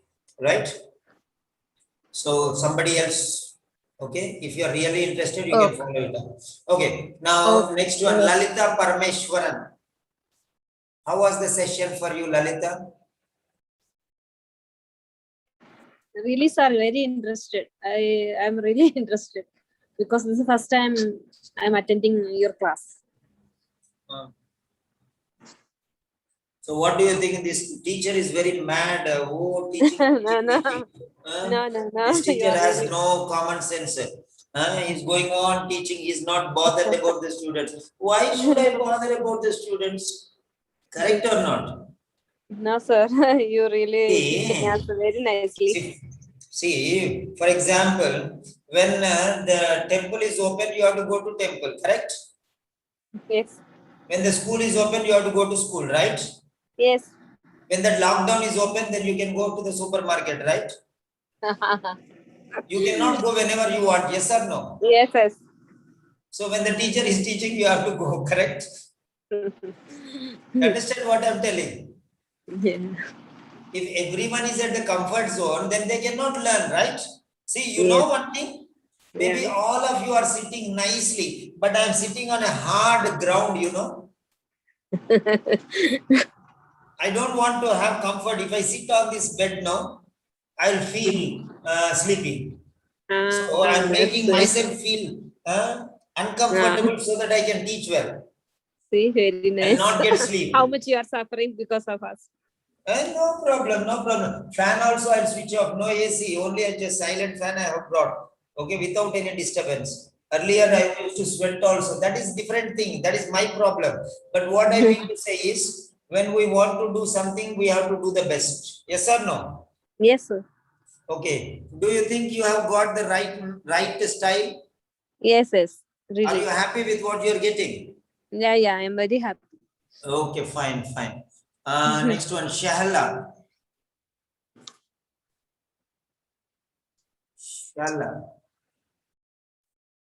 You can unmute.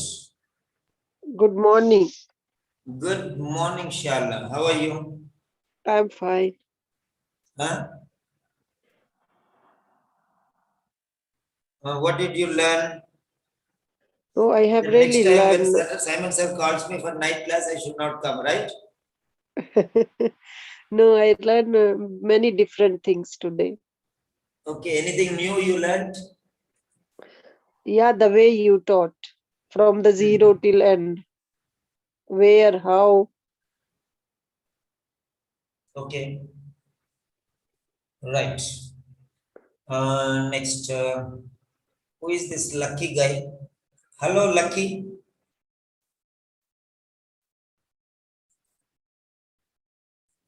Lucky. Okay, Lucky doesn't want to unmute. Okay, Praji Jobi. Hello, Praji. Okay, Priya Thomas. Yes, sir. Hello, morning, sir. you are on duty? Yes, sir. I am on duty, sir. Oh my goodness. But I have, because I am in the nursing office, sir. I am doing supervisor job. So no need to work in the patient side. I am sitting in the office. I am listening to you, sir. So you are comfortable? Yeah, I am comfortable. Okay, fine. And I learn the pronunciation, how your the name, and this and all new for me, sir. And I need to put it in the practice so that we know all your throughout class. Each point is essential for us to practice, sir. Because you know you are my dear darling children. Yes, Understand? sir. That's why I We are take blessed. so much pain to explain you. If I think, okay, I got the money, okay, no problem, I cannot do like that, okay? Yes, sir. So many people are writing, many people are doing speaking, but what the thing is, every time correcting the same mistakes. Okay, so it is This taking all me 1 hour to correct it, more than 1 hour to correct some papers, correct or not? Yes, sir. So if I teach them before only, then they'll do less mistakes, no? Yes, exactly, sir. So that is why this is teaching, then testing. First testing, then correcting what is the meaning, no meaning. Again, you will not learn much, correct? Exactly, sir. So better teach in the beginning only before doing any speaking. Let us do this. Then afterwards, okay, first we have to learn, no? Yeah, correct, And sir. nobody is a master. Okay. Thank you, sir. Rihana, Riaz, Ahmed.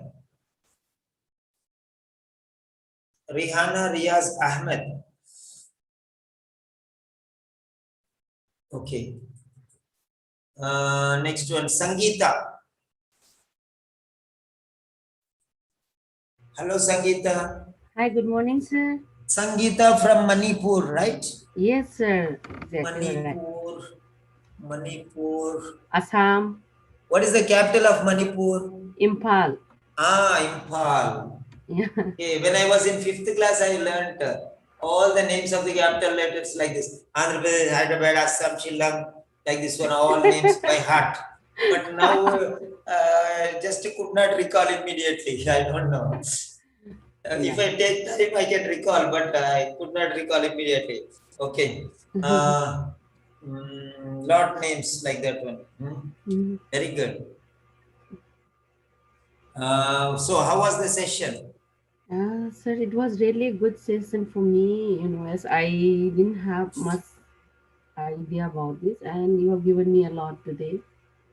I remember, when I was school, when I was very young and school, my teacher used to teach until we understand, from deep down to the.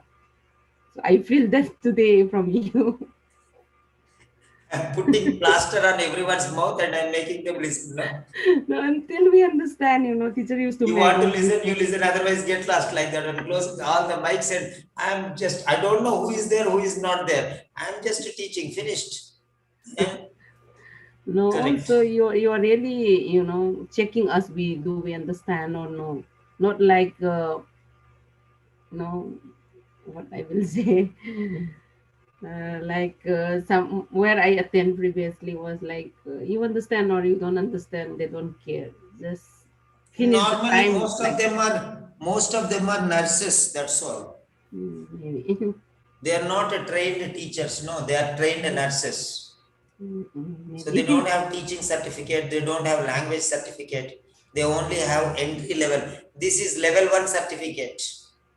OET is level 1 certificate. My certificate is level 4 certificate. Oh. Not a teacher trainer certificate. That's why, sir. So that is the difference. And I am double masters and double bachelors, double masters, MA, MEd, and even Cambridge University certificate, CELTA. Wow, that's great, sir. Nice to hear. Then Rihana, maybe she fell asleep, I think. Okay, Smita. Yes, sir. Hello, Smita. How are you? I'm good. I'm fine, sir. Okay.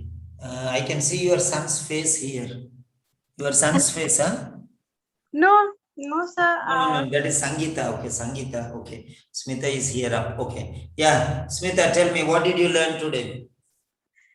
Sir, I learned so many things. How to present, how to do proper fluency, then proper uses of grammar, then intonation, then pronunciation.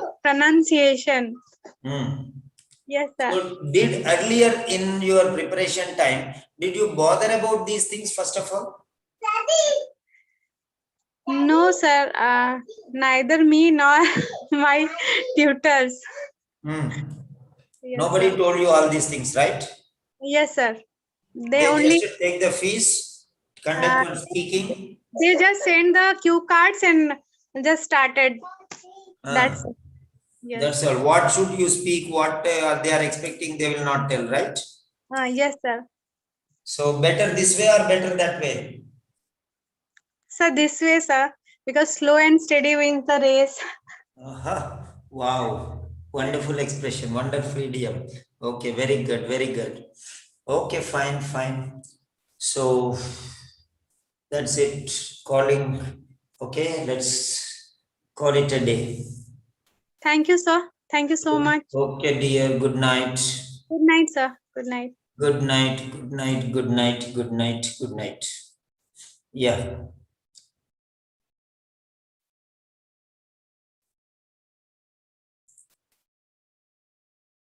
So for the new students, this is my number.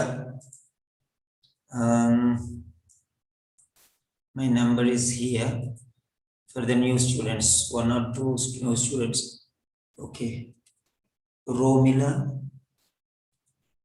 Okay, then next, Lucky. So, fine. I don't think I need to give number because Romila knows my number. Lucky, I don't know who Lucky is, first of all. Okay. Hello, Lucky. Okay, not opening also. Okay, fine. Sir, I give already details to Rumila. She will Okay, no confirm. problem, no problem. I know you are very, very, very fast passing on my name. I know. Okay, right. Mm. Good night. Very good, very good. Okay, fine. So, good night, all of you. Bye bye.